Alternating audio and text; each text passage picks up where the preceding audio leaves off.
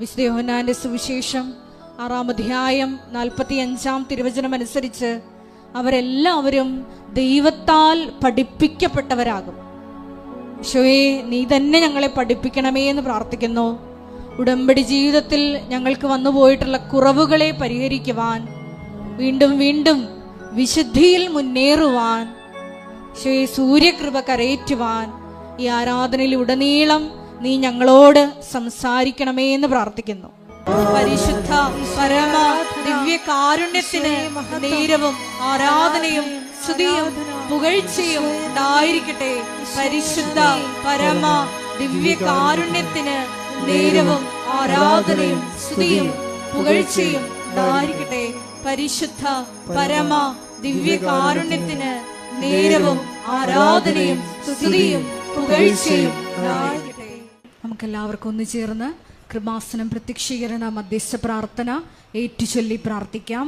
അമ്മേ പരിശുദ്ധമ്മേ, അമ്മേ പരിശുദ്ധമ്മേ, ദൈവമാതാവേ, ദൈവമാതാവേ, കൃപാസനത്തിലൂടെ ഞങ്ങൾക്കും ഞങ്ങളുടെ ദേശത്തിനും അമ്മ മധ്യസ്ഥം തേടി തന്ന എല്ലാ അനുഗ്രഹങ്ങൾക്കും കൃപകൾക്കും ഞങ്ങളിപ്പോൾ ഹൃദയം നിറഞ്ഞ നന്ദി പറയുന്നു. സ്തുതിച്ചു പ്രാർത്ഥിക്കാം. Hallelujah, hallelujah, hallelujah. നാളിതുവരെ ഞങ്ങൾക്ക് ലഭിച്ച എല്ലാ കൃപകൾക്കും അനുഗ്രഹങ്ങൾക്കും നന്ദി പറയുന്നു. Hallelujah, hallelujah. മഹത്വം, മഹത്വം. ആരാധന, ആരാധന. Hallelujah, hallelujah, hallelujah. യേശുവേ നന്ദി, യേശുവേ ആരാധന. ഹാലലൂയ.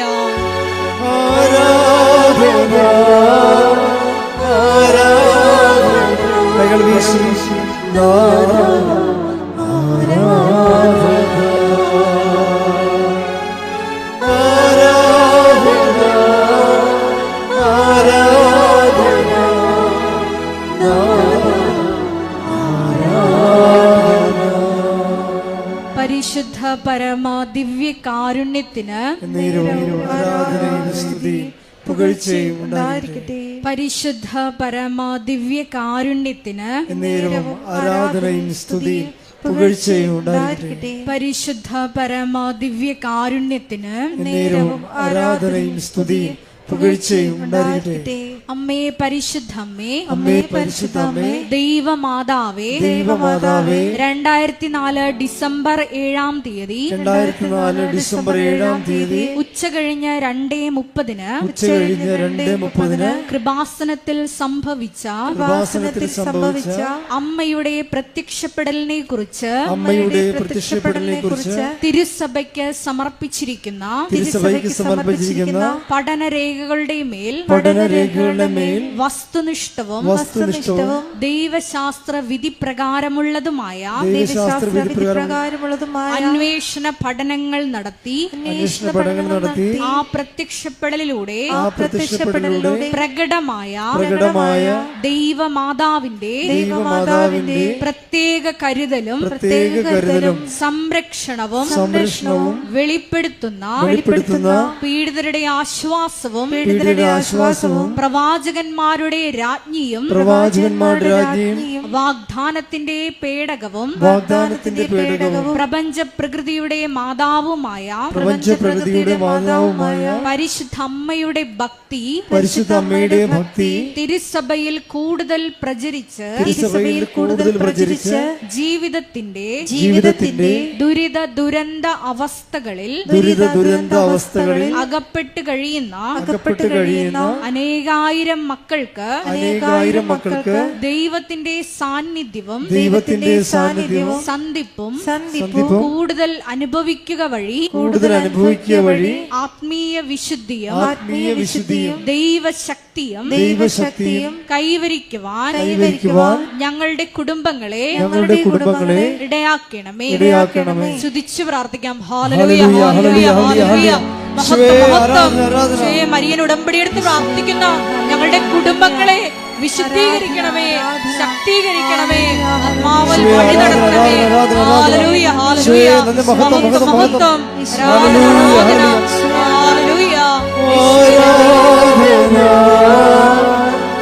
ആരാധന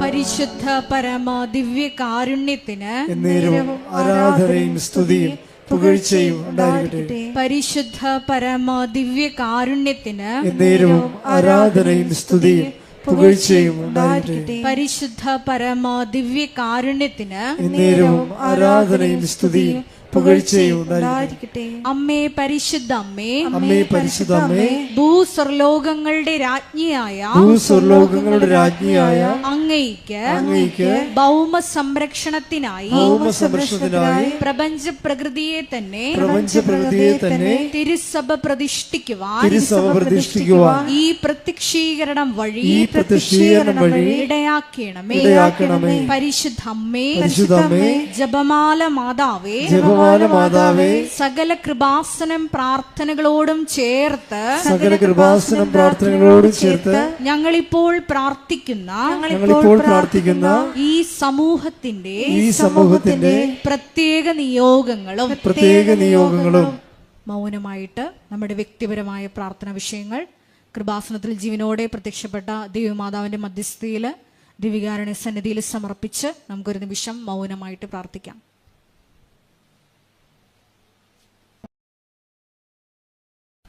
അമ്മയുടെ പ്രത്യക്ഷീകരണത്തിന്റെ ഈ അനുഗ്രഹവേളയിൽ ഞങ്ങൾക്ക് സാധിച്ചു തരുവാൻ കനിയണമേ.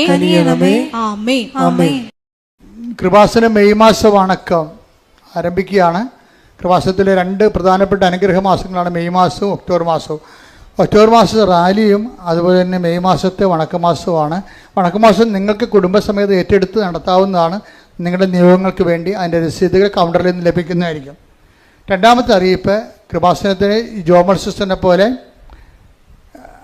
ബൗസ് എടുത്ത് സന്യാസവ്രതം സ്വീകരിച്ചുകൊണ്ട് സിസ്റ്റേഴ്സായിട്ട് ജീവിക്കാനും ശുശ്രൂഷിക്കാനും ആഗ്രഹിക്കുന്നവരെ കൃപാസനത്താരെ ജീവനുടെ പ്രത്യക്ഷപ്പെട്ട മാതാവിൻ്റെ തിരുസന്നിധിയിൽ മാതാവിൻ്റെ ശുശ്രൂഷകരായിട്ട് ജീവിതം സമർപ്പിക്കാൻ ആഗ്രഹിക്കുന്നവർക്ക് ഇവിടെ 82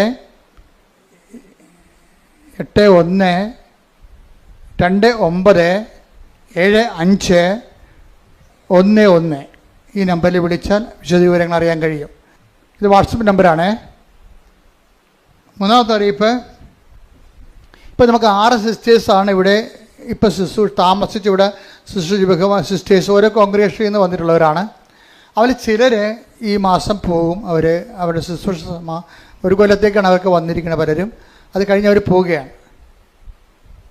സിസ്റ്റർ ജീന ഇപ്പോൾ 2 കൊല്ലമായി നിങ്ങൾക്കറിയാം സാക്ഷ്യം വായിക്കുന്ന സിസ്റ്ററാണ്. സിസ്റ്ററിൻ്റെ ശുശ്രൂഷ സമാപിച്ച് പൂർത്തിയാക്കി ഈ ദിവസങ്ങളിൽ സിസ്റ്റർ പോകുന്ന, സിസ്റ്റർ എൽദോ പോകുന്ന, അപ്പം അങ്ങനെ കുറച്ച് സിസ്റ്റേഴ്സ് ശുശ്രൂഷ അവിടെ തീരുകയാണ്. അപ്പോൾ അവരെല്ലാം സിസ്റ്റർ ജീന നിങ്ങൾക്ക് അറിയാമല്ലോ, സാക്ഷ്യം പറയുന്ന സിസ്റ്റർ കൃപാസന ശുശ്രൂഷയിൽ 3 മാസത്തേക്ക് വന്ന സിസ്റ്ററാണ്. പക്ഷേ മാതാവ് ഇവിടെ പിടിച്ചു നിർത്തി 2.5 കൊല്ലം. സിസ്റ്റർ നിങ്ങളെല്ലാവരും പേരിൽ നന്ദി പറയുന്നു, നിങ്ങൾ കൈയടിച്ചുകൊണ്ട്. സിസ്റ്റർ എഴുതുക അതുപോലെ തന്നെ പ്രാർത്ഥനയുടെ ചൈതന്യമുള്ള തപസ്വിനിയായ സിസ്റ്ററാണ്. അവരും വളരെ വലിയ കാര്യത്തിൽ അവിടെ ഏറ്റവും വലിയ കൂടെ നമുക്ക് വേണ്ടി ഒത്തിരി പ്രാർത്ഥിച്ചു എന്നുള്ളതാണ്. അവരെ നിങ്ങളെല്ലാവരുടെയും പേരിൽ ഞാൻ നന്ദി പറയുന്നു. സിസ്റ്റേഴ്സിന് ഇനിയും ഇതുപോലെ തന്നെ ലോകത്തിൻ്റെ വ്യത്യസ്തമായ ഭാഗങ്ങളിലെ ബഹുമാനപ്പെട്ട സിസ്റ്റേഴ്സ് 1 കൊല്ലമൊക്കെ എടുത്ത് അവരെ പ്രാർത്ഥിക്കാൻ വേണ്ടി നീക്കിവെക്കുന്നവരുണ്ട്. അവർക്ക് കൃപാസനത്തിൽ വന്നാൽ 1 കൊല്ലം അവർക്ക് പ്രാർത്ഥനാ ജീവിതവും നടക്കും, ശുശ്രൂഷ ജീവിതവും നടക്കും. അപ്പം അതിനുള്ള സംവിധാനവും മഠവും അതുപോലെ കൃപാസനം അടുത്ത് തന്നെ എല്ലാം ക്രമീകരിച്ചിട്ടുണ്ട്. അഭിയുന്ന പിതാവ് കഴിഞ്ഞ പെസഹ വ്യാഴാഴ്ച ഇവിടെ വന്നിട്ട് നമ്മളുടെ കൃപാസനത്തിൻ്റെ ഓപ്പോസിറ്റ് കാണുന്ന നമ്മുടെ മിഷൻ സെൻറ്റർ, അവിടെ ഒരു ചാപ്പലുണ്ട്. അത് പിതാവ് ആശീർവദിച്ച് ഗേറ്റിംഗ് വെച്ചിരിക്കുന്ന രൂപങ്ങളും ആശീർവദിച്ച് തന്നു. അത് ആശീർവദിച്ചതിൻ്റെ കാരണം രൂപത ഇപ്പോഴും നമ്മളുടെ ജൂബിലി മഹാജൂബിലി നടക്കുകയാണ്. കർത്താവിൻ്റെ രക്ഷയുടെ 2025 വർഷം. അപ്പോൾ അതിനോടനുബന്ധിച്ച് കൊണ്ടുള്ള ജൂബിലിക്ക് ഇത് ജൂബിലിയുടെ ആശീർവദിച്ച ചാപ്പല് കൃപാസനം ധ്യാന കേന്ദ്രം അതിന് വിമോചനത്തിനുള്ള ഒരു സ്ഥലമായി രൂപത മെത്രാൻ പ്രഖ്യാപിച്ചിട്ടുണ്ട്. അപ്പോൾ തീർത്ഥാടകർ വരുന്നവർക്ക് ഇവിടെ കുമ്പസാരിക്കാനും ധന്യഭോജനം പ്രാപിക്കാനുള്ള അവസരങ്ങളുണ്ട്. അതിൻ്റെത് ആ സമുച്ചയം എന്ന് പറയുന്നത് നമ്മുടെ റോഡിൻ്റെ പടിഞ്ഞാവശത്ത് കാണുന്ന നമ്മളുടെ മിഷൻ സെൻ്ററാണ്. അവിടെയാണ് പിതാവ് തീർത്ഥാടന കേന്ദ്രമായിട്ട് പ്രഖ്യാപിച്ച് ചാപ്പൽ വെഞ്ചരിച്ചിരിക്കുന്നത്. അതിൻ്റെ പേര് കൃപാസനം മിഷൻ സെൻ്റർ എന്നാണ്. നിങ്ങൾ കാണാം, നേരെ പടിഞ്ഞാവശത്ത് കാണുന്നതാണ്. അപ്പോൾ അവിടെ നിങ്ങൾക്ക് തീർത്ഥാടകർ കൂടി വരാവുന്നതാണ്. അപ്പോൾ അവിടെ അങ്ങനെ വരുന്നവർ അവിടെയാണ് വന്നിട്ട് കുമ്പസാരം കഴിഞ്ഞിട്ട് ധന്യഭോജന ശുശ്രൂഷയും കഴിഞ്ഞിട്ട് പോകേണ്ടത്. Thank you. കൃപാസനം നേർച്ച പുസ്തകങ്ങളെക്കുറിച്ചുള്ള അറിയിപ്പ് എപ്പോഴും നമ്മൾ ശ്രദ്ധിക്കുക. കൃപാസനത്തിൻ്റെ ഏറ്റവും ദൈവികമായ ചൈതന്യമുള്ളത്, ദൈവികമായ ശുശ്രൂഷ, വിശ്വാസ പ്രയോജനം നേർച്ച വസ്തുക്കളിലാണ്. അപ്പോൾ എന്ത് പറഞ്ഞാൽ കൃപാസനം നേർച്ച വസ്തുക്കൾ എന്ന് പറയുന്നത് 10-12 പ്രാവശ്യം പ്രത്യേക പ്രാർത്ഥന ചൊല്ലി വെഞ്ചരിക്കേണ്ടതാണ്. അത് നമ്മുടെ സ്റ്റോളിലാണ് ലഭിക്കുന്നത്. അപ്പോൾ ചില ആൾക്കാർ ഇതിൻ്റെ അകത്ത് പുറത്തുള്ളവർ അവർ വീട്ടിൽ നിന്നൊക്കെ ഈ നേർച്ച വസ്തു ഇതുപോലെ തിരികെ കൊണ്ടുവന്നിട്ട് അച്ഛൻ വെഞ്ചരിച്ചാണെന്ന് പറയും. ആൾക്കാരെ പറ്റിക്കും. അപ്പോൾ അത് നേരത്തെ ഞാൻ കുറേ നാളായത് കാണുന്നുണ്ട്. അപ്പോൾ ഇപ്പോൾ ഒത്തിരി ആൾക്കാർ പറ്റിക്കൽ വീണിട്ടുണ്ട്. അതുകൊണ്ടാണ് പറയണത്, പുറത്തുള്ള ഒരു നേർച്ച വസ്തുവും കൃപാസനമായിട്ട് യാതൊരു ബന്ധമില്ല. അത് അവരുടെ വിഷയങ്ങളാണ്. നിങ്ങൾക്ക് വെഞ്ചരിച്ച വസ്തുക്കൾ ഉള്ളതും ഉടമ്പടിയുടെ ബന്ധപ്പെട്ട കാര്യങ്ങളെല്ലാം ഉള്ളത് കൃപാസനകത്താണ്. പുറത്തുള്ള ഒരു വിഷയമായിട്ടും കൃപാസനത്തിന് ബന്ധമില്ലെന്ന് അറിയിക്കുന്നു. അഖണ്ഡ ജപമാല മധ്യസ്ഥ പ്രാർത്ഥന നടത്താൻ ആഗ്രഹിക്കുന്നവർ ഓഫീസുമായിട്ട് ബന്ധപ്പെടേണ്ടതാണ്. കൃപാസനം പത്രം ഇപ്പോൾ 22 ഭാഷകളിലുണ്ട്. പുതിയ ഭാഷകളിൽ ഇപ്പോൾ അറബിയിലും അതുപോലെ തന്നെ ചൈനീസ് ഭാഷയിൽ വരെ കൃപാസനം പത്രമുണ്ട്. അപ്പോൾ ഓരോരുത്തരും അവിടെയുള്ള പ്രേക്ഷിതരാണ് ഇതെല്ലാം ചെയ്യണത്. ഇപ്പോൾ നമ്മുടെ അനുവാദത്തോടും അംഗീകാരത്തോടുകൂടിയാണ് അതൊക്കെ ചെയ്യണത്. അപ്പോൾ അതുപോലെ നിങ്ങൾക്കും നിങ്ങളുടെ ഏതെങ്കിലും രാജ്യങ്ങൾ ഇപ്പോൾ ഇവിടെ ഇല്ലാത്ത പത്രങ്ങൾ എന്തെങ്കിലും നിങ്ങളുടെ ആ രാജ്യങ്ങളുണ്ടെങ്കിൽ നിങ്ങൾക്ക് അതനുസരിച്ച് പ്രേക്ഷിത വേലയിൽ പങ്കെടുക്കാവുന്നതാണ്. എപ്പോഴും ശ്രദ്ധിക്കേണ്ട വിഷയം, ഉടമ്പടി ധ്യാനം നിങ്ങൾ കൂടാതിരിക്കരുത്. ഇപ്പം ഇന്ന് കൂടിയാൽ വീണ്ടും ഓർക്കേണ്ടി വരുമല്ല. അപ്പം നിങ്ങൾ ഒരിക്കൽ കൂടി ഈ ധ്യാനം ചൊവ്വാഴ്ച അപ്പ് ചെയ്യുമ്പോൾ നിങ്ങളതിൽ കൂടണം. അതുപോലെ തന്നെ എല്ലാ ദിവസവും ഉള്ളത് 10 മിനിറ്റ് 12 മിനിറ്റ് ശുശ്രൂഷ ഉണ്ട്. 5 പേർക്ക് നിങ്ങൾ പ്രത്യക്ഷ പ്രാർത്ഥന അച്ഛൻ നിങ്ങളോട് കൂടെ ചെല്ലണതാണത്. അത് മുടങ്ങിപ്പോകരുത്. പ്രത്യക്ഷ അതിന് ഡെയിലി ബ്രെഡ് എന്നാ പേര്. അത് 3 മിനിറ്റ് പ്രത്യക്ഷ പ്രാർത്ഥന, 3 മിനിറ്റ് അന്നത്തെ നിയോഗ പ്രാർത്ഥന, ഒരു ബാക്കിയുള്ള സമയം 12 മിനിറ്റ് വരെ. എന്നുവെച്ചാൽ ബാക്കിയുള്ള ഒരു 4-5 മിനിറ്റ് 6 മിനിറ്റോളം ചിലപ്പോൾ വരും. അതെല്ലാം അന്നത്തെ സന്ദേശമാണ് നൽകണത്. അത് കൂടുകയും സ്റ്റാറ്റസ് ഇടുകയും ഷെയർ ചെയ്യുകയും ചെയ്യണമെന്ന് പ്രത്യേകം ഓർപ്പിക്കുന്നു. പരിശുദ്ധ പരമദിവ്യകാരുണ്യത്തിന് ആരാധനയും സ്തുതിയും പുകഴ്ചയും ഉണ്ടായിരിക്കട്ടെ. പരിശുദ്ധ പരമദിവ്യകാരുണ്യത്തിന് ആരാധനയും സ്തുതിയും പുകഴ്ചയും ഉണ്ടായിരിക്കട്ടെ. പരിശുദ്ധ പരമദിവ്യകാരുണ്യത്തിന് ആരാധനയും സ്തുതിയും പുകഴ്ചയും ഉണ്ടായിരിക്കട്ടെ. പെട്ടെന്ന് ഫയറാകുന്ന ഉടമ്പടിയുടെ അടിസ്ഥാനപരമായ ഒരു ബിഹേവിയറുണ്ട്.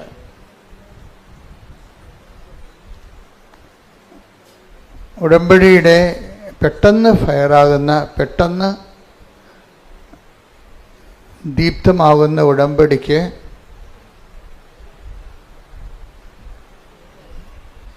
അതിൻ്റെ ആധാരത്തിൽ ഒരു ബേസിക് ആയിട്ടുള്ള ബിഹേവിയറുണ്ട്.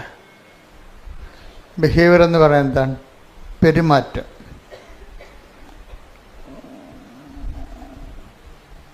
നിങ്ങൾക്ക് ഉടമ്പടി പെട്ടെന്ന് ഉടമ്പടിയിലേക്ക് ചാലുവാകണമെങ്കിൽ ആദ്യം ഒന്ന് ശ്രദ്ധിക്കേണ്ട കാര്യം, ഉടമ്പടി വിഹിതമായ ഒരു പെരുമാറ്റം കരുപ്പിടിപ്പിക്കാൻ ശ്രദ്ധയുണ്ടാകണം, അറ്റൻഷൻ. സഭാപ്രസംഗിയാണ് 5:1. വായിച്ചോളൂ, ശ്രദ്ധിക്കട്ടെ. ഹല്ലേലൂയ ഹല്ലേലൂയ ഹല്ലേലൂയ ഹല്ലേലൂയ. സഭാപ്രസംഗകൻ 5:1. ദേവാലയത്തിലേക്ക് പോകുമ്പോൾ ദേവാലയത്തിലേക്ക് പോകുമ്പോൾ സൂക്ഷ്മതയുള്ളവനായിരിക്കുക,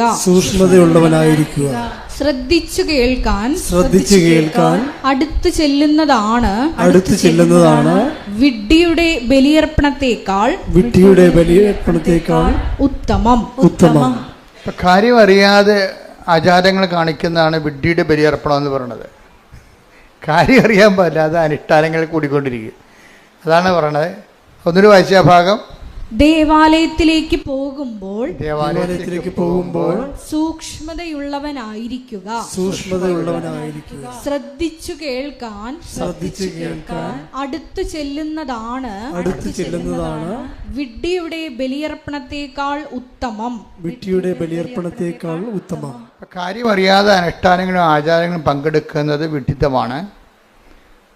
അവരുടെ അത്തരം കാര്യം അറിയാതെയുള്ള ഇടപാടുകളേക്കാൾ നല്ലത് ശ്രദ്ധിച്ച് കേൾക്കാൻ അടുത്ത് ചെല്ലുന്നതാണ്. ഇപ്പോൾ തുടങ്ങിയത് എങ്ങനെയാണ്? ദേവാലയത്തിലേക്ക് പോകുമ്പോൾ നമ്മൾ ദേവാലയത്തിൽ വന്നിരിക്കുന്നതിൻ്റെ ഉദ്ദേശം എന്താണ്? കഴിഞ്ഞ ദിവസങ്ങളിൽ ഇവിടെ ജോജി എന്നും പറഞ്ഞുള്ള ഒരു മകൻ്റെ, തൃശ്ശൂർക്കാരനാണ്, അവൻ്റെ സാക്ഷ്യം ഉണ്ടായിരുന്നു. അത് ഇത്തിരി മുതിർന്ന ആളാണ്, അവനെന്ന് പറയാൻ പറ്റത്തില്ല, ഇത്തിരി പാകതയുള്ള കുടുംബനാഥനാണ്.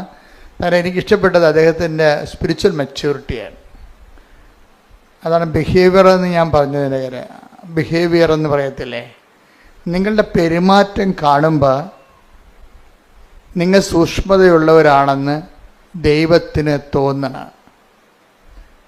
സൂക്ഷ്മത, അത് ഭയങ്കര, അതായത് എനിക്ക് ഉടമ്പടി എടുത്തിട്ട് ഒരു 3 മാസം ഉടമ്പടി എടുത്ത് കഴിഞ്ഞിട്ടും പ്രത്യേക അടയാളമൊന്നും കിട്ടിയില്ല എന്ന് ആരെങ്കിലും പറയണമെങ്കിൽ എൻ്റെ അടുത്ത് വന്ന് പറയണപ്പോഴും നിങ്ങളിനി ഇത് ഇവിടെ വരേണ്ട കാര്യമില്ലെന്ന് പറയും.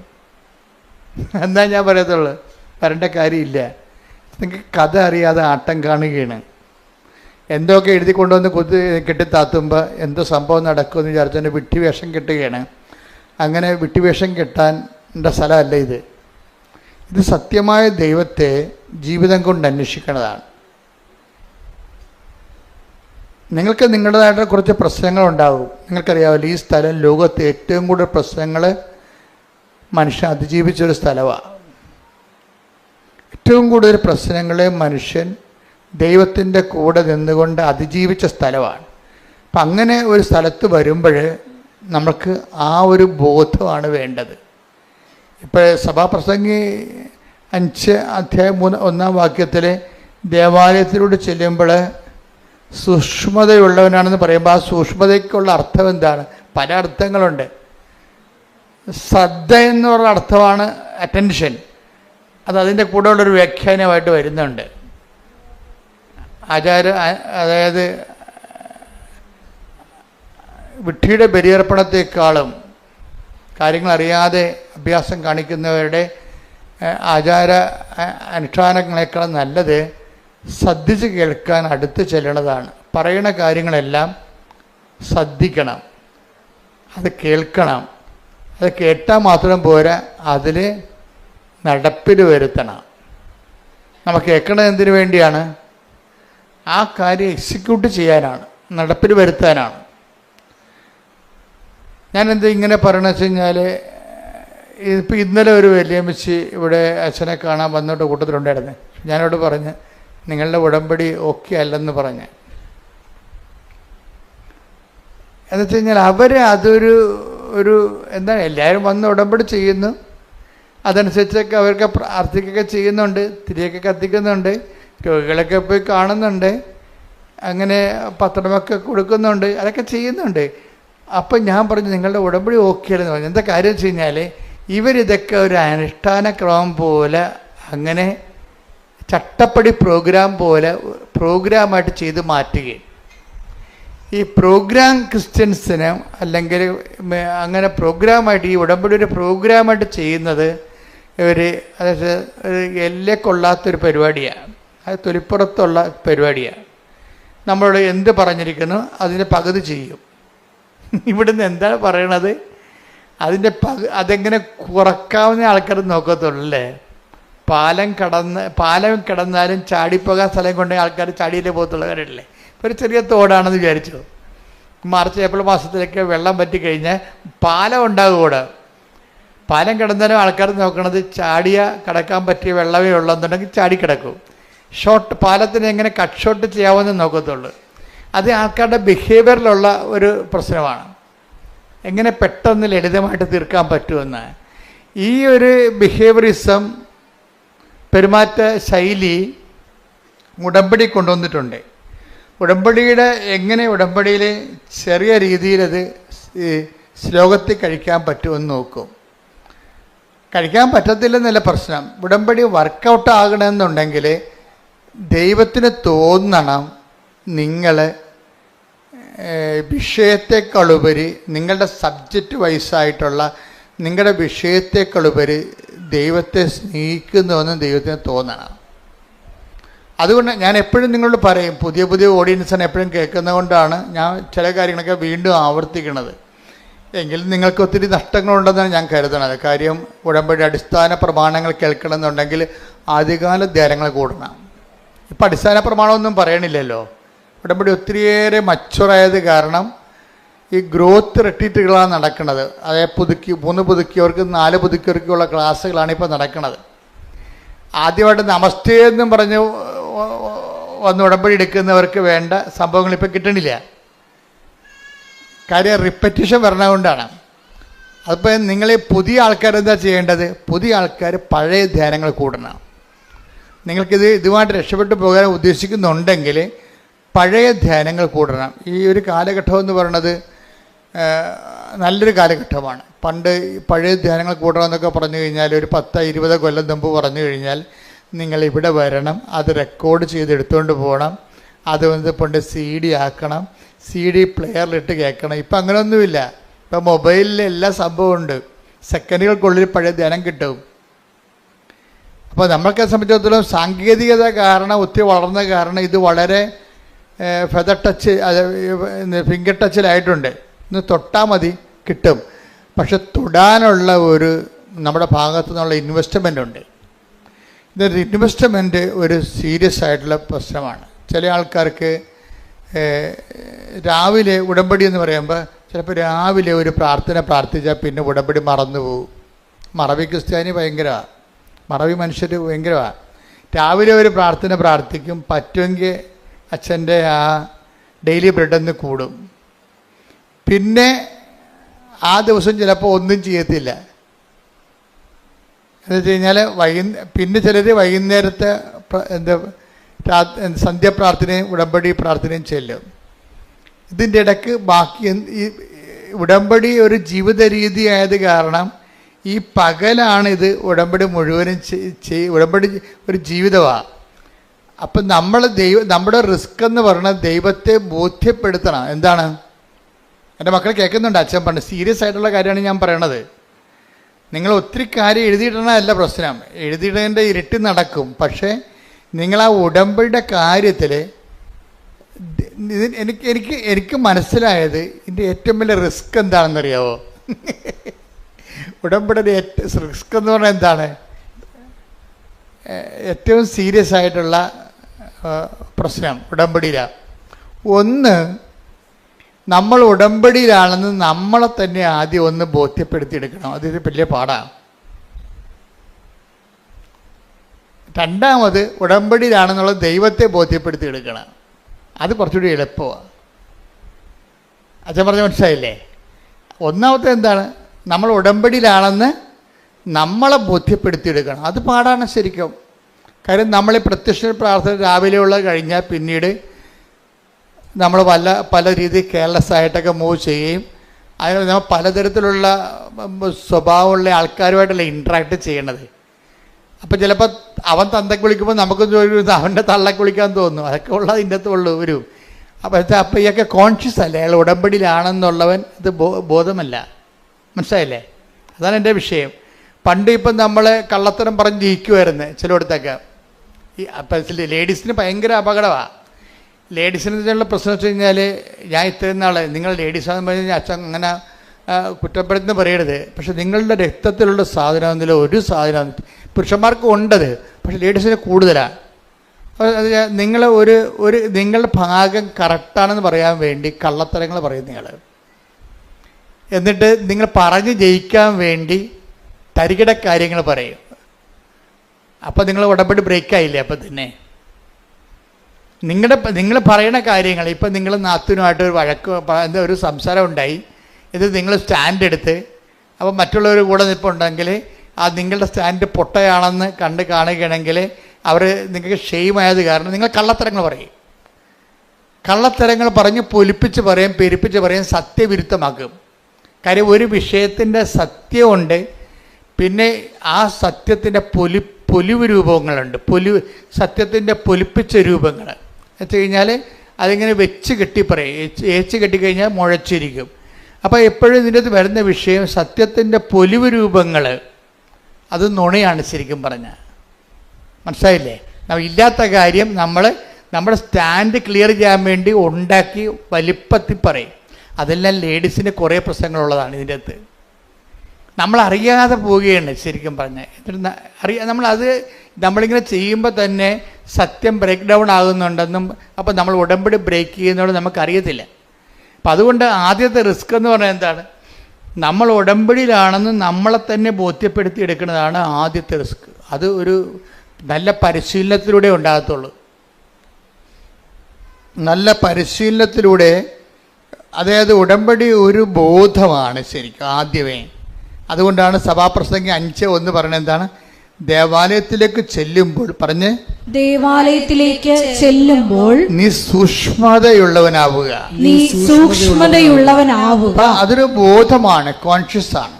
ഇപ്പം പുതിയ ഉടമ്പടിക്കാരായാലും പുതുക്കിയ ഉടമ്പടിക്കാരായാലും എപ്പോഴും ഒരു കോൺഷ്യസ് ഫോം ചെയ്യണം. ഈ കോൺഷ്യസ് ഫോം ചെയ്യാൻ വേണ്ടിയാണ് ഉടമ്പടി കാശുരൂപം നെഞ്ചത്ത് കെട്ടി തന്നിരിക്കുന്നത്. പിടികിട്ടിയ ഇത് കുറേ നേർച്ച വസ്തുക്കളുണ്ട് ഇതിൻ്റെ അകത്ത്. ഈ നേർച്ച വസ്തുക്കളുടെ എല്ലാ ഉപയോഗവും ഇതിലെ ഒരു കാരണം നിങ്ങൾ ഉടമ്പടിയിലാണെന്നുള്ള കാര്യം നിങ്ങളെ തന്നെ ബോധ്യപ്പെടുത്തിയെടുക്കേണ്ടതാണ്. അത് വിശ്വാസ പ്രയോഗത്തിനുള്ളതാണ് എല്ലാം. ഈ സംഭവങ്ങളെല്ലാം വളരെ ചിട്ടയായിട്ടും അടുക്കായിട്ടും ഭംഗിയായിട്ടും ചെയ്യുന്ന ഒത്തിരി പേരുണ്ട്. അവരുടെ സാക്ഷ്യങ്ങൾ കേൾക്കുമ്പോൾ നമ്മൾ ഞെട്ടുന്നതിൻ്റെ കാര്യം അതാ. കാര്യം ഉടമ്പടിയെ സംബന്ധിച്ചിടത്തോളം ഞാൻ എപ്പോഴും പറയും പക്കാ ഫോർമുലയാണെന്ന് പറയും. അതെന്താ? ഞാൻ അച്ഛനായിട്ട് 40 കൊല്ലമായല്ലോ. ഇത്രയും നാൾ പഠിക്കണ കാലത്ത് കൃത്യമായിട്ട് 10 കൊല്ലം കൃത്യമായിട്ട് പഠിച്ചിട്ടുണ്ട്. ഇന്നും പഠനം ഞാൻ നിർത്തിയിട്ടില്ല. ഒരു കാലത്തും ഞാൻ പഠനം നിർത്തിയിട്ടില്ല. എൻ്റെ മുറി മുഴുവൻ ബുക്കുകളാണ്. ലൈബ്രറി വേറെ ഉണ്ടാക്കി വെച്ചിട്ടുണ്ട് ഇവിടെ. എന്നിട്ട് ആയിരക്കണക്കിന് രൂപയുടെ പുസ്തകങ്ങൾ എല്ലാ കൊല്ലവും മേടിച്ചു കൂട്ടുകയും ചെയ്യും. പുതിയ പുതിയ കാര്യങ്ങൾ വരുമ്പോഴും പഠനങ്ങൾ വരുമ്പോഴും അതെല്ലാം ശ്രദ്ധിക്കുകയും അപ്ഡേഷൻ നടത്തുകയും ചെയ്യും. അതിങ്ങനെ മുഴുവൻ നിങ്ങൾക്കിങ്ങനെ കൊട്ടതേങ്ങ പോലെ ഞാൻ എഴുതി പൂളി തരത്തില്ല. അതിനെ അസിമുലേറ്റ് ചെയ്തിട്ട് അതിൻ്റെ സത്യാവശങ്ങൾ പരിശോധിക്കും. അപ്പോൾ ഒരു നിരന്തര പഠനത്തിലാണ്. ഈ ഒരു തീഷ്ണത നിങ്ങളുടെ ഭാഗത്തുനിന്ന് ഉണ്ടാകണം. ഉടമ്പടിയിലൂടെ നിങ്ങൾ ജീവിക്കുകയും പഠിക്കുകയും ചെയ്യാൻ. നിങ്ങളെ പലരും എടുക്കുന്നത് ഡിസ്പോസിബിൾ ഉടമ്പടിയാണ് എടുക്കുന്നത്. ഡിസ്പോസിബിൾ ഉടമ്പടിയിൽ ഡിസ്പോസിബിൾ ഗ്ലാസ് ഇല്ലേ, ഇപ്പം നിരോധിച്ചിട്ടുണ്ട് ഗവൺമെൻറ് അല്ലേ. ഇപ്പം നിരോധിച്ച ഡിസ്പോസിബിൾ ഗ്ലാസ്, അത് കാപ്പി കുടിച്ചിട്ട് ഗ്ലാസ് എടുത്ത് എറിഞ്ഞ് ഡിസ്പോസ് ചെയ്ത് കളയും. അത് പല ആൾക്കാരും വഴിയിലാണ് കളയുന്നത്. ഇതുപോലെ തന്നെ ഡിസ്പോസിബിൾ ഉടമ്പടി എടുത്തിട്ടുണ്ട് കുറേ ആൾക്കാർ. എന്ന് വെച്ച് കഴിഞ്ഞാൽ അതിൻ്റെ അകത്ത് നിങ്ങളുടെ IELTS മറ്റേ PR മാത്രം എടുത്തിട്ട് ഉടമ്പടി കളയും. ഡിസ്പോസിബിൾ ഉടമ്പടി പുതിയ അങ്ങനെ കുറേ അവതാരങ്ങളുണ്ട്. ഭയങ്കര മുതലുകളല്ല വന്നത്, ഉടമ്പടി വരുന്നതല്ലേ. എന്നുവെച്ചാൽ ഡിസ്പോസിബിൾ ഉടമ്പടി എന്ന് വെച്ച് കഴിഞ്ഞാൽ അവർക്ക് ആവശ്യമായ അവിടെ ഇപ്പം പരീക്ഷ റിസൾട്ട് വരാൻ പോകുന്നു. റിസൾട്ട് വന്നു കഴിഞ്ഞു, ശരി, അവർക്ക് റാങ്ക് കിട്ടി, യേശുവേ സ്തോത്രം, യേശുവേ നന്ദി, ബാക്കി ഉടമ്പടി കളയും. ആ റിസൾട്ട് മാത്രം എടുക്കും. ചായ കുടിച്ചൊരു ഗ്ലാസ് കളയും. അതിനാണ് ഡിസ്പോസിബിൾ ഉടമ്പടി എന്നും. ഇതിൻ്റെ വിഷയമെന്ന് പറയണത് ഉടമ്പടി ഡിസ്പോസ് ചെയ്യാൻ പറ്റത്തില്ല. കാര്യം എന്താണ്? നിങ്ങൾ ഡിസ്പോസ് ചെയ്താലും കടമായിട്ട് നിൽക്കും. അത് കാര്യം എന്താണ്? ഉടമ്പടി ചെയ്യണത് മാറ്റമില്ലാത്ത ഒരാളുമായിട്ടാണ് ഉടമ്പടി ചെയ്യണത്.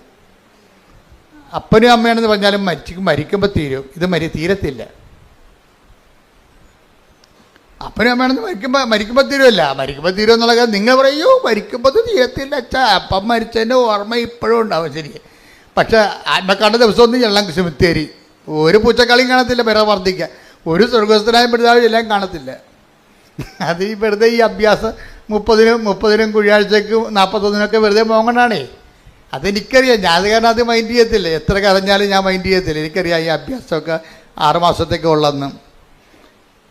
പിന്നെ അപ്പൻ്റെ മരിച്ചതിൻ്റെ ഡേറ്റ് പോലും മറന്നു പോകും. ഇപ്പം വിളിച്ചു വെച്ചാൽ അത് ഓരോരുത്തരും വിളിച്ചു, എൻ്റെ അപ്പൻ എന്നാ മരിച്ചു, ആ ഡേറ്റ് അത് ഏത് വർഷമാണ് മരിച്ച അറിയാൻ പോലെ. പക്ഷെ അങ്ങനെ ഒരു ഡിസ്പോസിബിൾ ആളുമായിട്ടും അല്ല. അപ്പം വരെ ഇപ്പം ഡിസ്പോസിബിൾ ആണെന്ന് മനസ്സിലായില്ലേ, കളഞ്ഞു, ഓർമ്മ പോലും പോയി, മരിച്ചത് എന്നാന്ന് പോലും അറിയാൻ പറ്റില്ല. അങ്ങനെ ഒരാളുമായിട്ടല്ല നമ്മൾ ഉടമ്പടി എടുത്തിരിക്കുന്നത്. അതുകൊണ്ടാണ് മാറ്റമില്ല എന്ന് ഈശോ ഇടയ്ക്കിടയ്ക്ക് പറഞ്ഞുകൊണ്ടിരിക്കും. ആകാശവും ഭൂമിയും കടന്നു പോട്ടെ. സ്തുതിക്കട്ടെ. ഹല്ലേലൂയ, ഹല്ലേലൂയ, ഹല്ലേലൂയ, ഹല്ലേലൂയ, ഹല്ലേലൂയ.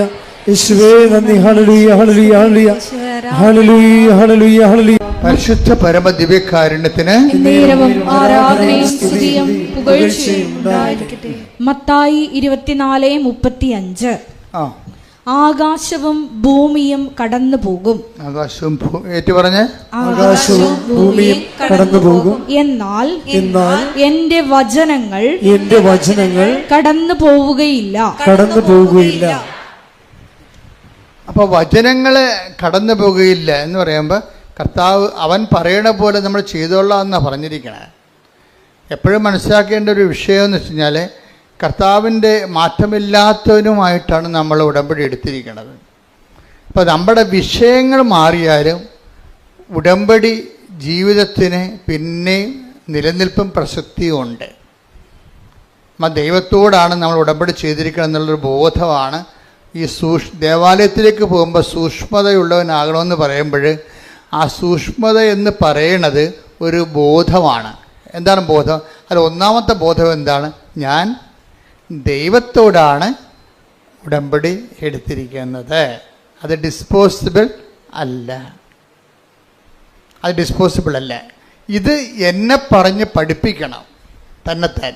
അതാണ് പറയണത് ഉടമ്പടി എന്ന് പറയണത്. എൻ്റെ റിസ്കിൽ ഒന്നാമത്തെ കാര്യം എന്താണ്?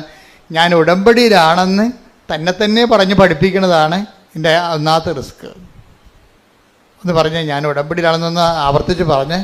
ഞാൻ ഉടമ്പടിയിലാണ്, ഞാൻ ഉടമ്പടിയിലാണ്, ഞാൻ ഉടമ്പടിയിലാണ്, ഞാൻ ഉടമ്പടിയിലാണ്. Okay, praise the Lord. Praise the Lord. അപ്പോൾ ഇത് ഇടയ്ക്ക് എല്ലാ ദിവസവും ഒന്ന് പറയണത് നല്ലതായിരിക്കും കേട്ടോ. പ്രത്യേകിച്ച് നിങ്ങൾ കാത്തലിക്സ് കുമ്പസാരിക്കുമ്പോൾ എവിടെയാണ് ഈ ഉടമ്പടി ദിവസങ്ങളിൽ കാര്യം ഒരു അവിശുദ്ധമായൊരു വ്യക്തിയുമായിട്ട് ദൈവത്തിന് ഉടമ്പടി നിലനിൽക്കാൻ പാടായിരിക്കും.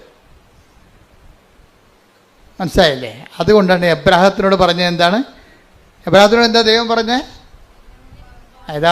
ഇത് പഴയ ധ്യാനത്തിൽ നിന്ന് എടുത്ത് പറയണ കേട്ടോ. അത് പറഞ്ഞെടുത്ത് 17:1 എടുത്ത് ശ്രുതിക്കട്ടെ. ഹല്ലേലൂയ. ഉൽപ്പത്തി 17:1. ഉൽപ്പത്തി 17:1. അബ്രാമിന് 99 വയസ്സായപ്പോൾ കർത്താവ് പ്രത്യക്ഷപ്പെട്ട് അവനോട് അരുൾ ചെയ്തു, സർവശക്തനായ ദൈവമാണ് ഞാൻ, എന്റെ മുമ്പിൽ വ്യാപരിക്കുക, കുറ്റമറ്റവനായി വർത്തിക്കുക. അതായത് ബൈബിളിൻ്റെ ഒരു പ്രശ്നം എന്ന് പറയണത് ഈ മനുഷ്യനെ നിരായുധീകരിക്കും. അതാണ് ഒരു പ്രശ്നം. ബൈബിളിൻ്റെ ഏറ്റവും രൂക്ഷമായ ഒരു പ്രശ്നമാണത്. നിരായുധീകരിക്കുമ്പോൾ എന്നാ പറ്റുക കഴിഞ്ഞാൽ ആയുധം കൊണ്ടുള്ള കളികളെല്ലാം ദൈവത്തിൻ്റെ ഭാഗത്തേക്ക് നമുക്ക് കൈമാറും. ഇത് അറിഞ്ഞിട്ട് വേണം ബൈബിളുമായിട്ട് ജീവിക്കാൻ തുടങ്ങാൻ. എന്ന് വെച്ച് കഴിഞ്ഞാൽ ചില സമയത്ത് ആയുധം വെച്ചുള്ള കളികളുണ്ടാവില്ലേ ജീവിതത്തിലൊക്കെ, അതിർത്തി തർക്കവും അടിപിടി ആക്രമണമൊക്കെ ഉണ്ടായത്. ഇങ്ങനെയുള്ള ചില ബലപരീക്ഷണങ്ങളൊക്കെ ജീവിതത്തിൽ വരും. ഇപ്പം ഞങ്ങളൊക്കെ ഇവിടം വരെ ഈ ശുശ്രൂഷ വരെ എത്തുമ്പോൾ എന്താ ഇതിനുള്ളിൽ ബലപരീക്ഷണങ്ങളുടെ ഒത്തിരിയേറെ ചാൻസുകളുണ്ടാവും. നമ്മളെന്നാ ചെയ്യും? ഈ ബലപരീക്ഷണങ്ങളെ നാട്ടുകാരെ പോലെ കിടന്നുകൊണ്ട് ബഹളം ഉണ്ടാക്കാനോ അടിപിടി ഉണ്ടാക്കാനോ നിൽക്കുക ഇല്ല. ആ ഫയല് മാതാവ് വഴി ഈശോയ്ക്ക് അങ്ങോട്ട് കൈമാറും. ഞങ്ങൾക്കറിയാം ഇതൊക്കെ ഒപ്പിടുമെന്ന്.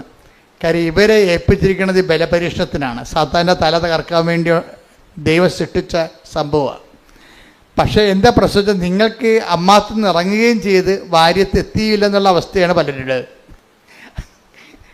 അതിപ്പോൾ ഒരു പഴഞ്ചൊല്ലാണ്. അമ്മയുടെ വീട്ടിൽ നിന്ന് പഠിക്കുകയായിരുന്നു, അവിടെ നിന്ന് ഇറങ്ങി ഭാര്യത്ത് അപ്പൻ്റെ വീട്ടിൽ എത്തിയില്ല, നടക്കു നിൽക്കുകയും ലോകത്തു നിന്നൊക്കെ പോന്ന്, പക്ഷെ ദൈവത്തിൻ്റെ അടുത്ത് എത്തിയില്ല. ഇവിടെ ചില ആൾക്കാരുടെ പ്രശ്നം അതാണ്, ലോകത്തുനിന്ന് പോകുന്നു. ഇതിനകത്ത് വരുന്ന വിഷയം എന്ന് പറയണത് ഇങ്ങനെ നടുക്ക് നിർത്തി അവിടെ ദൈവവും ഇല്ല പിശാചും ഇല്ലാത്തൊരവസ്ഥ വരും. അങ്ങനെ നമുക്ക് ഉടമ്പടി മുന്നോട്ട് പോകാൻ പറ്റത്തില്ല. ഉടമ്പടിയെ സംബന്ധിച്ചിടത്തോളം നമ്മളൊരു ഉടമ്പടി എപ്പോഴും ഒരു നിലപാട് ജീവിതമാണ്. ദൈവത്തിൻ്റെ കൂടെയാണെങ്കിൽ ദൈവത്തിൻ്റെ കൂടെ തന്നെ. അപ്പം നമ്മളെന്താണ് ചെയ്യണത്, നമ്മളെപ്പോഴും വിജിലൻ്റ് ആയിരിക്കും. എന്താണ്, ഞങ്ങളെ പ്രലോഭനത്തിൽ ഉൾപ്പെടുത്തരുത്, പണിയുണ്ടാക്കരുതെന്ന് അർത്ഥം. കർത്താവ് പഠിപ്പിച്ച പ്രാർത്ഥനയാണ്.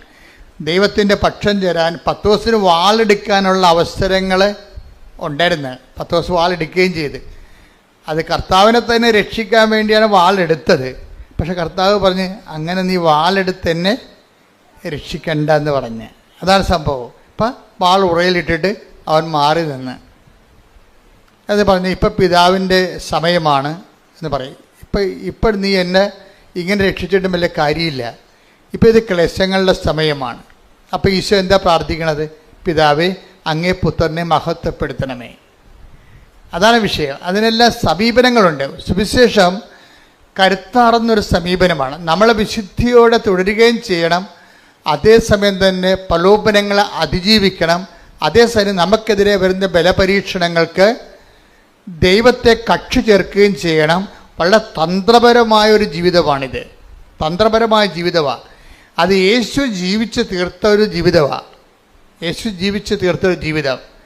ഇതിന് നമുക്ക് മൊത്തം അനുകരിക്കാൻ പറ്റുമോ എന്ന് ചോദിച്ചു കഴിഞ്ഞാൽ നമുക്ക് ഓരോ മനുഷ്യനും അതിൻ്റെതായിട്ടുള്ള പരിമിതികളുണ്ടെങ്കിലും നമ്മുടെ ഭാഗത്തുനിന്ന് ഒരു സുവിശേഷ വിഹിതമായി ജീവിക്കണം എന്നുള്ള ബോധം ഉണ്ടാകണം. അപ്പം അങ്ങനെ നീ സുവിശേഷ വിഹിതമായി ജീവിക്കണം എന്ന് ഇപ്പം നിൻ്റെ ഉടമ്പടിയിലെ ഉദ്ദേശം നിൻ്റെ കടങ്ങൾ മാറണമെന്നല്ലേ, അല്ലെങ്കിൽ കച്ചവടം നടക്കണമെന്നാണ് ഉദ്ദേശം, അല്ലെങ്കിൽ കടങ്ങൾ മാറണം. ഇപ്പം ഈ ജോർജിയുടെ സാക്ഷി എന്താണെന്നറിയാവോ? ജോർജിയുടെ ഒന്നാമത്തെ വിഷയം എന്ന് വെച്ചാൽ ജോർജി ഒരു ഹോൾസെയിൽ കട നടത്തിക്കൊണ്ടിരിക്കുകയാണ്, വാടക നടത്തിക്കൊണ്ടിരിക്കുകയാണ്. 15 ലക്ഷം രൂപയുടെ സാധനം അതിൻ്റെ അകത്തുണ്ട്. 15 ലക്ഷം രൂപയുടെ സാധനം അതിൻ്റെ അകത്തുണ്ട്.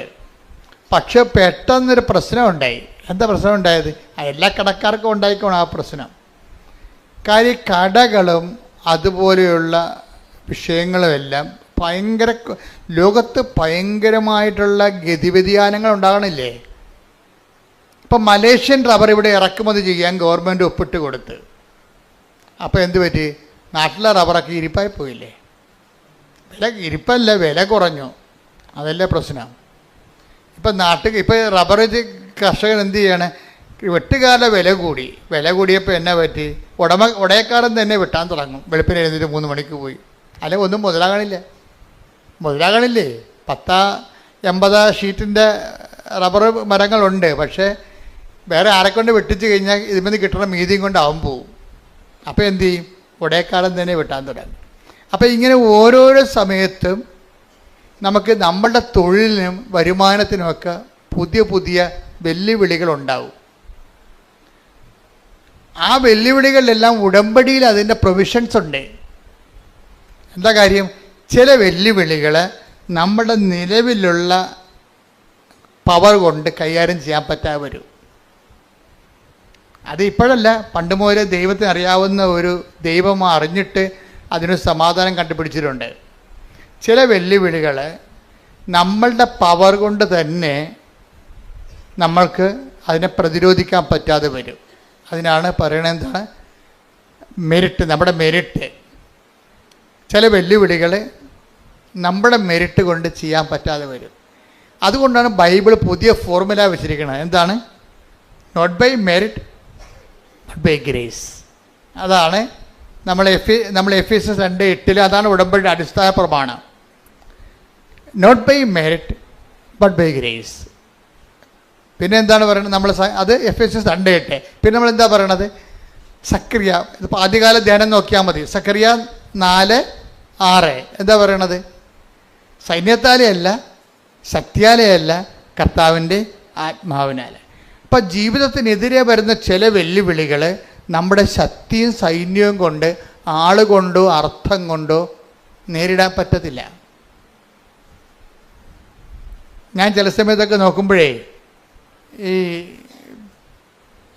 ചില പെരുമ്പാമ്പൊക്കെ, കഴിഞ്ഞ ദിവസങ്ങളിൽ ഞാനൊരു വീഡിയോ എൻ്റെ ശ്രദ്ധയിൽ കണ്ടോ, അതായത് എന്തോ സീരിയസ് ആയിട്ടുള്ള കാര്യം നോക്കേണ്ട സമയത്ത് വേറൊരു വീഡിയോ കയറി വന്നു. എന്ന് വെച്ച് കഴിഞ്ഞാൽ ഒരു ആമ, ഒരു പട്ടി ഇങ്ങനെ വായിൽ ഇങ്ങനെ വാ പൊളിച്ചുകൊണ്ട് അതിൻ്റെ നാക്കൊക്കെ നീട്ടിക്കൊണ്ട് ഇങ്ങനെ കിതച്ചുകൊണ്ട് ഒരു ആമയുടെ അടുത്ത് നിൽക്കുകയാണ്. കുഞ്ഞാമ അല്ല ഈ നടുത്ത്.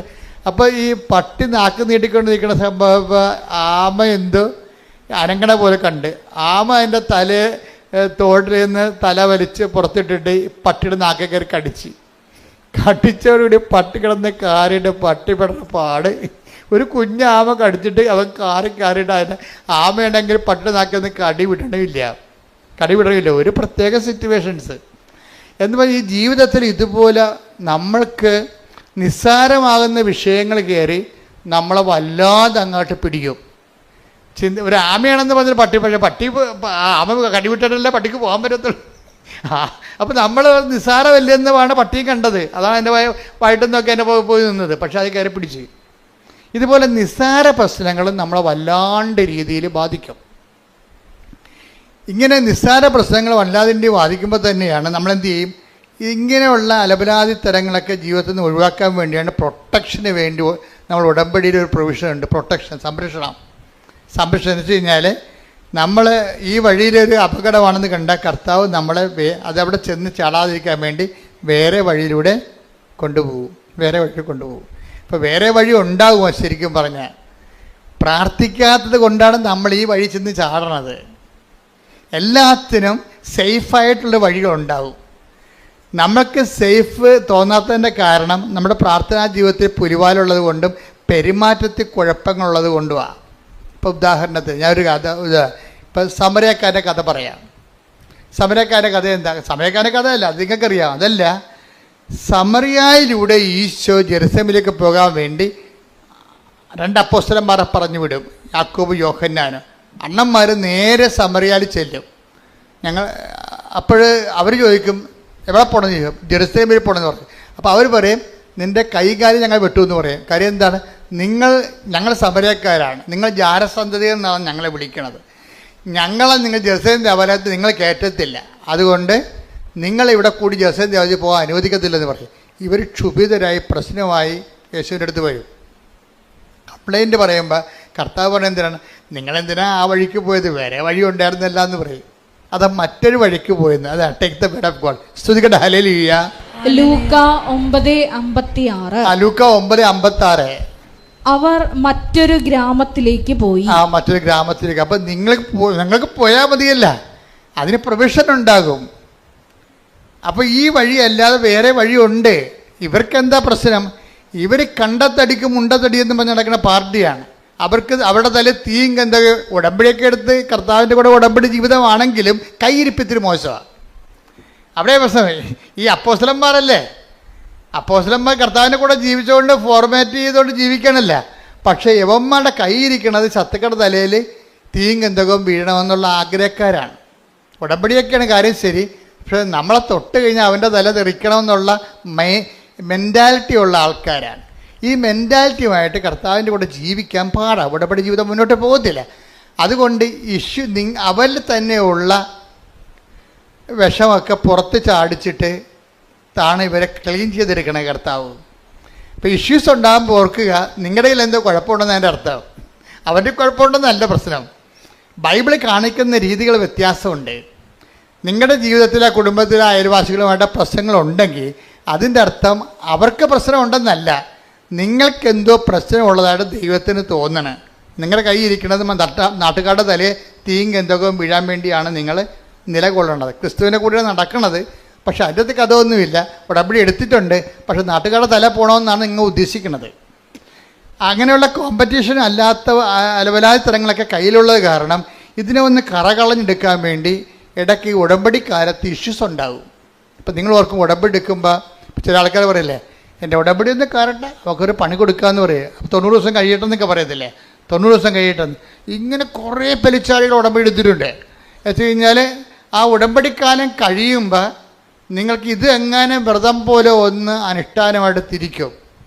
ഇതിങ്ങനെ ഈ ഉടമ്പടിക്കാലം ഒന്ന് അനുഷ്ഠാനം പോലെ വെള്ളമടിക്കാതെയും നാട്ടുകാരുടെ മേക്കെട്ട് കയറാതെയൊക്കെ മര്യാദയൊക്കെ ഇങ്ങനെ നല്ല പിള്ള ചമഞ്ഞ് ജീവിക്കും. എന്നിട്ട് ഇവരുടെ ഉള്ളിൽ എന്താണ് കൂട്ടിക്കൂട്ടി വെക്കും പക. എന്നിട്ട് ഉടമ്പടി കഴിയുമ്പോൾ എല്ലാത്തിനും കൂടി ഒറ്റത്തവണ തീർപ്പാക്കും. ഒറ്റത്തവണ തീർപ്പാക്കും. അപ്പം അങ്ങനെ വരുമ്പോഴുണ്ടാകുന്ന പ്രശ്നം എന്ന് വെച്ചാൽ നമ്മൾ ദൈവത്തെ പരീക്ഷിക്കേണ്ട തുല്യമാണ്. അതുകൊണ്ട് ഇങ്ങനെയുള്ള സ്വഭാവം ഉടമ്പടിക്ക് പറ്റാത്ത പേഴ്സണാലിറ്റി ആണെങ്കിൽ ഇടയ്ക്കിടയ്ക്ക് പ്രശ്നങ്ങൾ ഉണ്ടായിക്കൊണ്ടിരിക്കും. ഇപ്പോൾ ഉടമ്പടി എടുക്കുമ്പോൾ പ്രബടാന്ന് പ്രശ്നങ്ങൾ കൂടുകയാണെങ്കിൽ നിങ്ങൾ ഓർക്കണം, ദൈവതിരുസന്നിധിയിൽ നിങ്ങൾ ഉടമ്പടിക്ക് കൊള്ളാത്ത പേഴ്സണാലിറ്റി ആണെന്ന്. ദൈവം നിങ്ങളെ പരുവപ്പെടുത്താൻ ഉദ്ദേശിക്കുന്നു. You got the point. മനസ്സിലായില്ലേ? നിങ്ങൾ ഉടമ്പടി എടുത്തതിന് ശേഷം അടിക്കടി പ്രശ്നങ്ങൾ ഉണ്ടാവും. അതിന് മുമ്പ് അതിൻ്റെ അർത്ഥം എന്താണ്? ദൈവം നിങ്ങളെ നോട്ടം വെച്ചിരിക്കുന്നു. എന്താ കാര്യം? നിങ്ങളെ ഉടമ്പടിക്ക് പറ്റാത്ത ഉരുപ്പടിയാണ്. നിങ്ങളെ മുന്നോട്ട് കൊണ്ടുപോകണമെന്നുണ്ടെങ്കിൽ കുറച്ച് പ്രശ്നങ്ങൾ ഉണ്ടാക്കിയിട്ട് നിങ്ങളെ പരുവപ്പെടുത്തി ചിലയിടത്തൊക്കെ തോറ്റു കൊടുക്കേണ്ടി വരും, ചിലയിടത്ത് കർത്താവിനെ പ്രതി ക്ഷമിച്ചു കൊടുക്കേണ്ടി വരും, ചിലയിടത്ത് ശാന്തതയാകേണ്ടി വരും. അതുകൊണ്ടാണ് പറയണത്. ആ വായിച്ച സുഷ്മത ദേവാലയത്തിലേക്ക് പോകും, വിട്ടിയുടെ അതൊന്ന് വായിച്ച്, സഭാപ്രസംഗി 5:1 വായിച്ച്. ദേവാലയത്തിലേക്ക് പോകുമ്പോൾ പറഞ്ഞ ദേവാലയത്തിലേക്ക് പോകുമ്പോൾ സൂക്ഷ്മതയുള്ളവനായിരിക്കുക, ശ്രദ്ധിച്ചു കേൾക്കാൻ അടുത്തു ചെല്ലുന്നതാണ് വിഡ്ഢിയുടെ ബലിയർപ്പണത്തെക്കാൾ ഉത്തമം. ബലിയർപ്പണം അത് ആചാരാനുഷ്ഠാനം, ഉടമ്പടിയുടെ ആചാരാനുഷ്ഠാനങ്ങളൊക്കെ നടത്തും. പക്ഷെ എന്താ പ്രശ്നം? അതേസമയം ശ്രദ്ധ ഉണ്ടാകത്തില്ല. ദൈവികമായ കാര്യങ്ങളിൽ തങ്ങൾ ഉടമ്പടിയിലാണെന്നുള്ളതിനെക്കുറിച്ച് ബോധം ഉണ്ടാകത്തില്ല. ആചാര അനുഷ്ഠാനങ്ങളൊക്കെ ഉടമ്പടി പ്രകാരമൊക്കെ ചെയ്തുകൊണ്ടിരിക്കും, ഓട്ടോമാറ്റിക്കായിട്ട് ചെയ്തുകൊണ്ടിരിക്കും.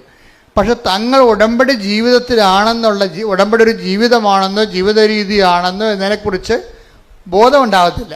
അങ്ങനെയുള്ള ആൾക്കാരാണ് ബൈബിള് വിഡ്ഢികളെന്ന് വിളിക്കണത്. അതാണ് വിഷയം. അപ്പം ആവശ്യമില്ലാത്ത നമ്മൾ വിഡ്ഢികളായിട്ട് കാര്യമില്ല. ഈ ഉടമ്പടി പക്കയായിട്ട് ദൈവത്തിൻ്റെ വചനം അനുസരിച്ച് അവൻ എന്ത് കാര്യം വന്നാലും അവൻ പറയണ പോലെ ചെയ്യണം.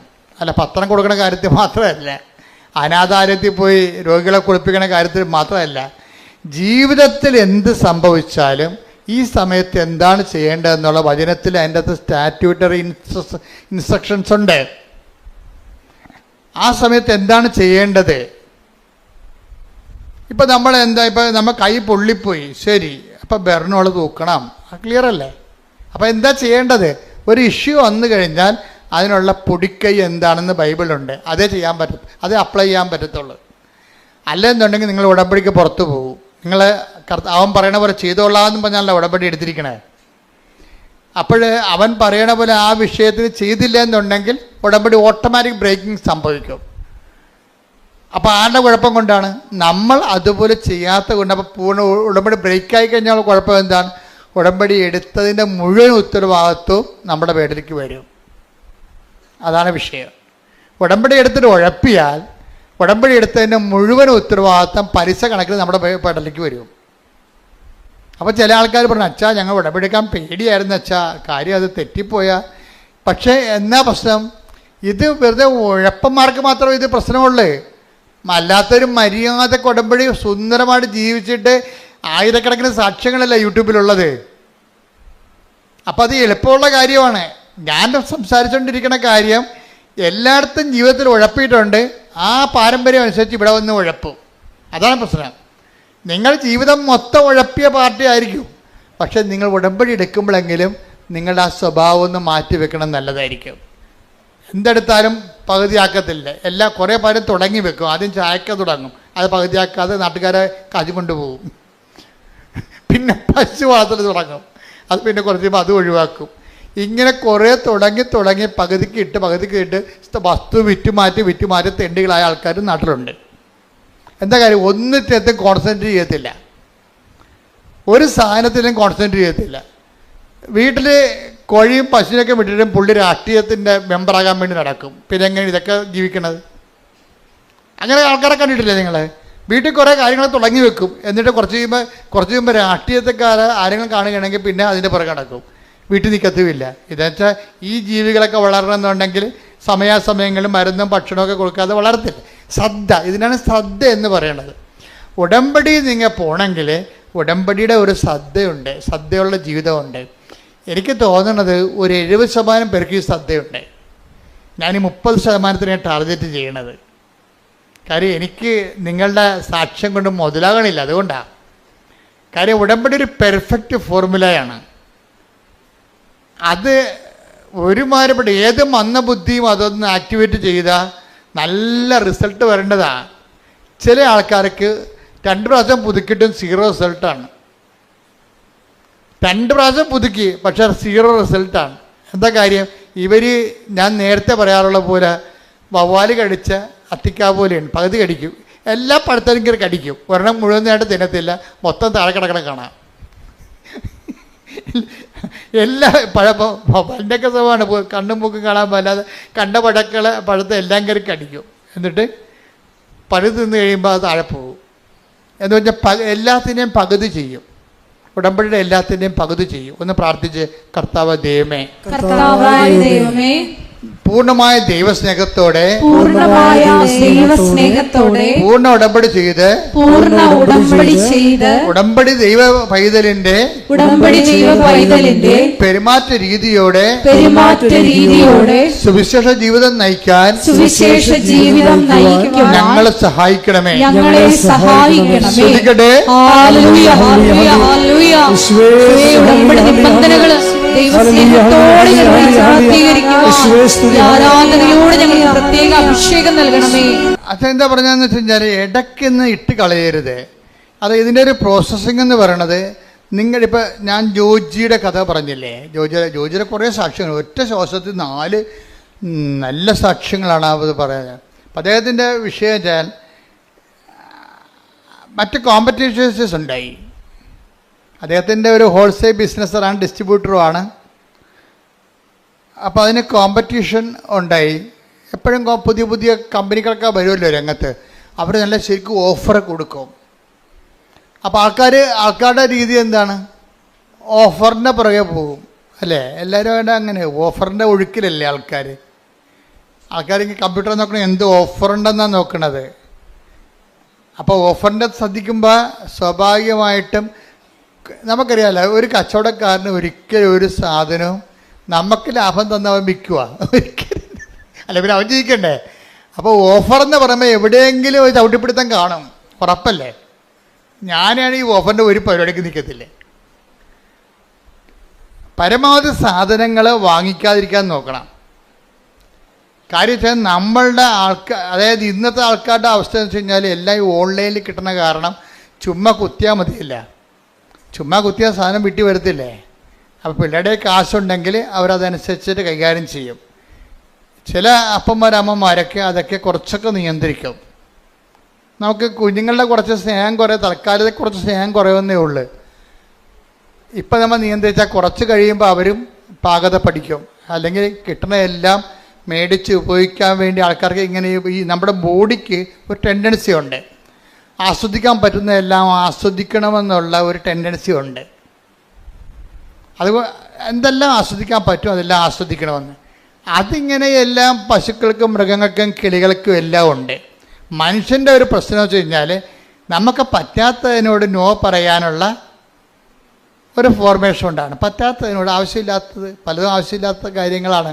നിങ്ങളുടെ വീട്ടിലേക്ക് നോക്കിക്കഴിഞ്ഞാൽ ആക്രി സാധനം തന്നെ മിക്കവാറും ഒരു ലോഡേ കയറ്റാനുണ്ടാവും. നമ്മുടെ വീടുകളിലൊക്കെ നോക്കിക്കഴിഞ്ഞാലേ ഒരു ലോഡൊക്കെ ഇതൊക്കെ എവിടെ കൊണ്ടേ കുഴിച്ചിടുവോ എന്ന് പറഞ്ഞ് തലയിലും കെട്ടി നിൽക്കണ കാണാം. എന്താ കാര്യം?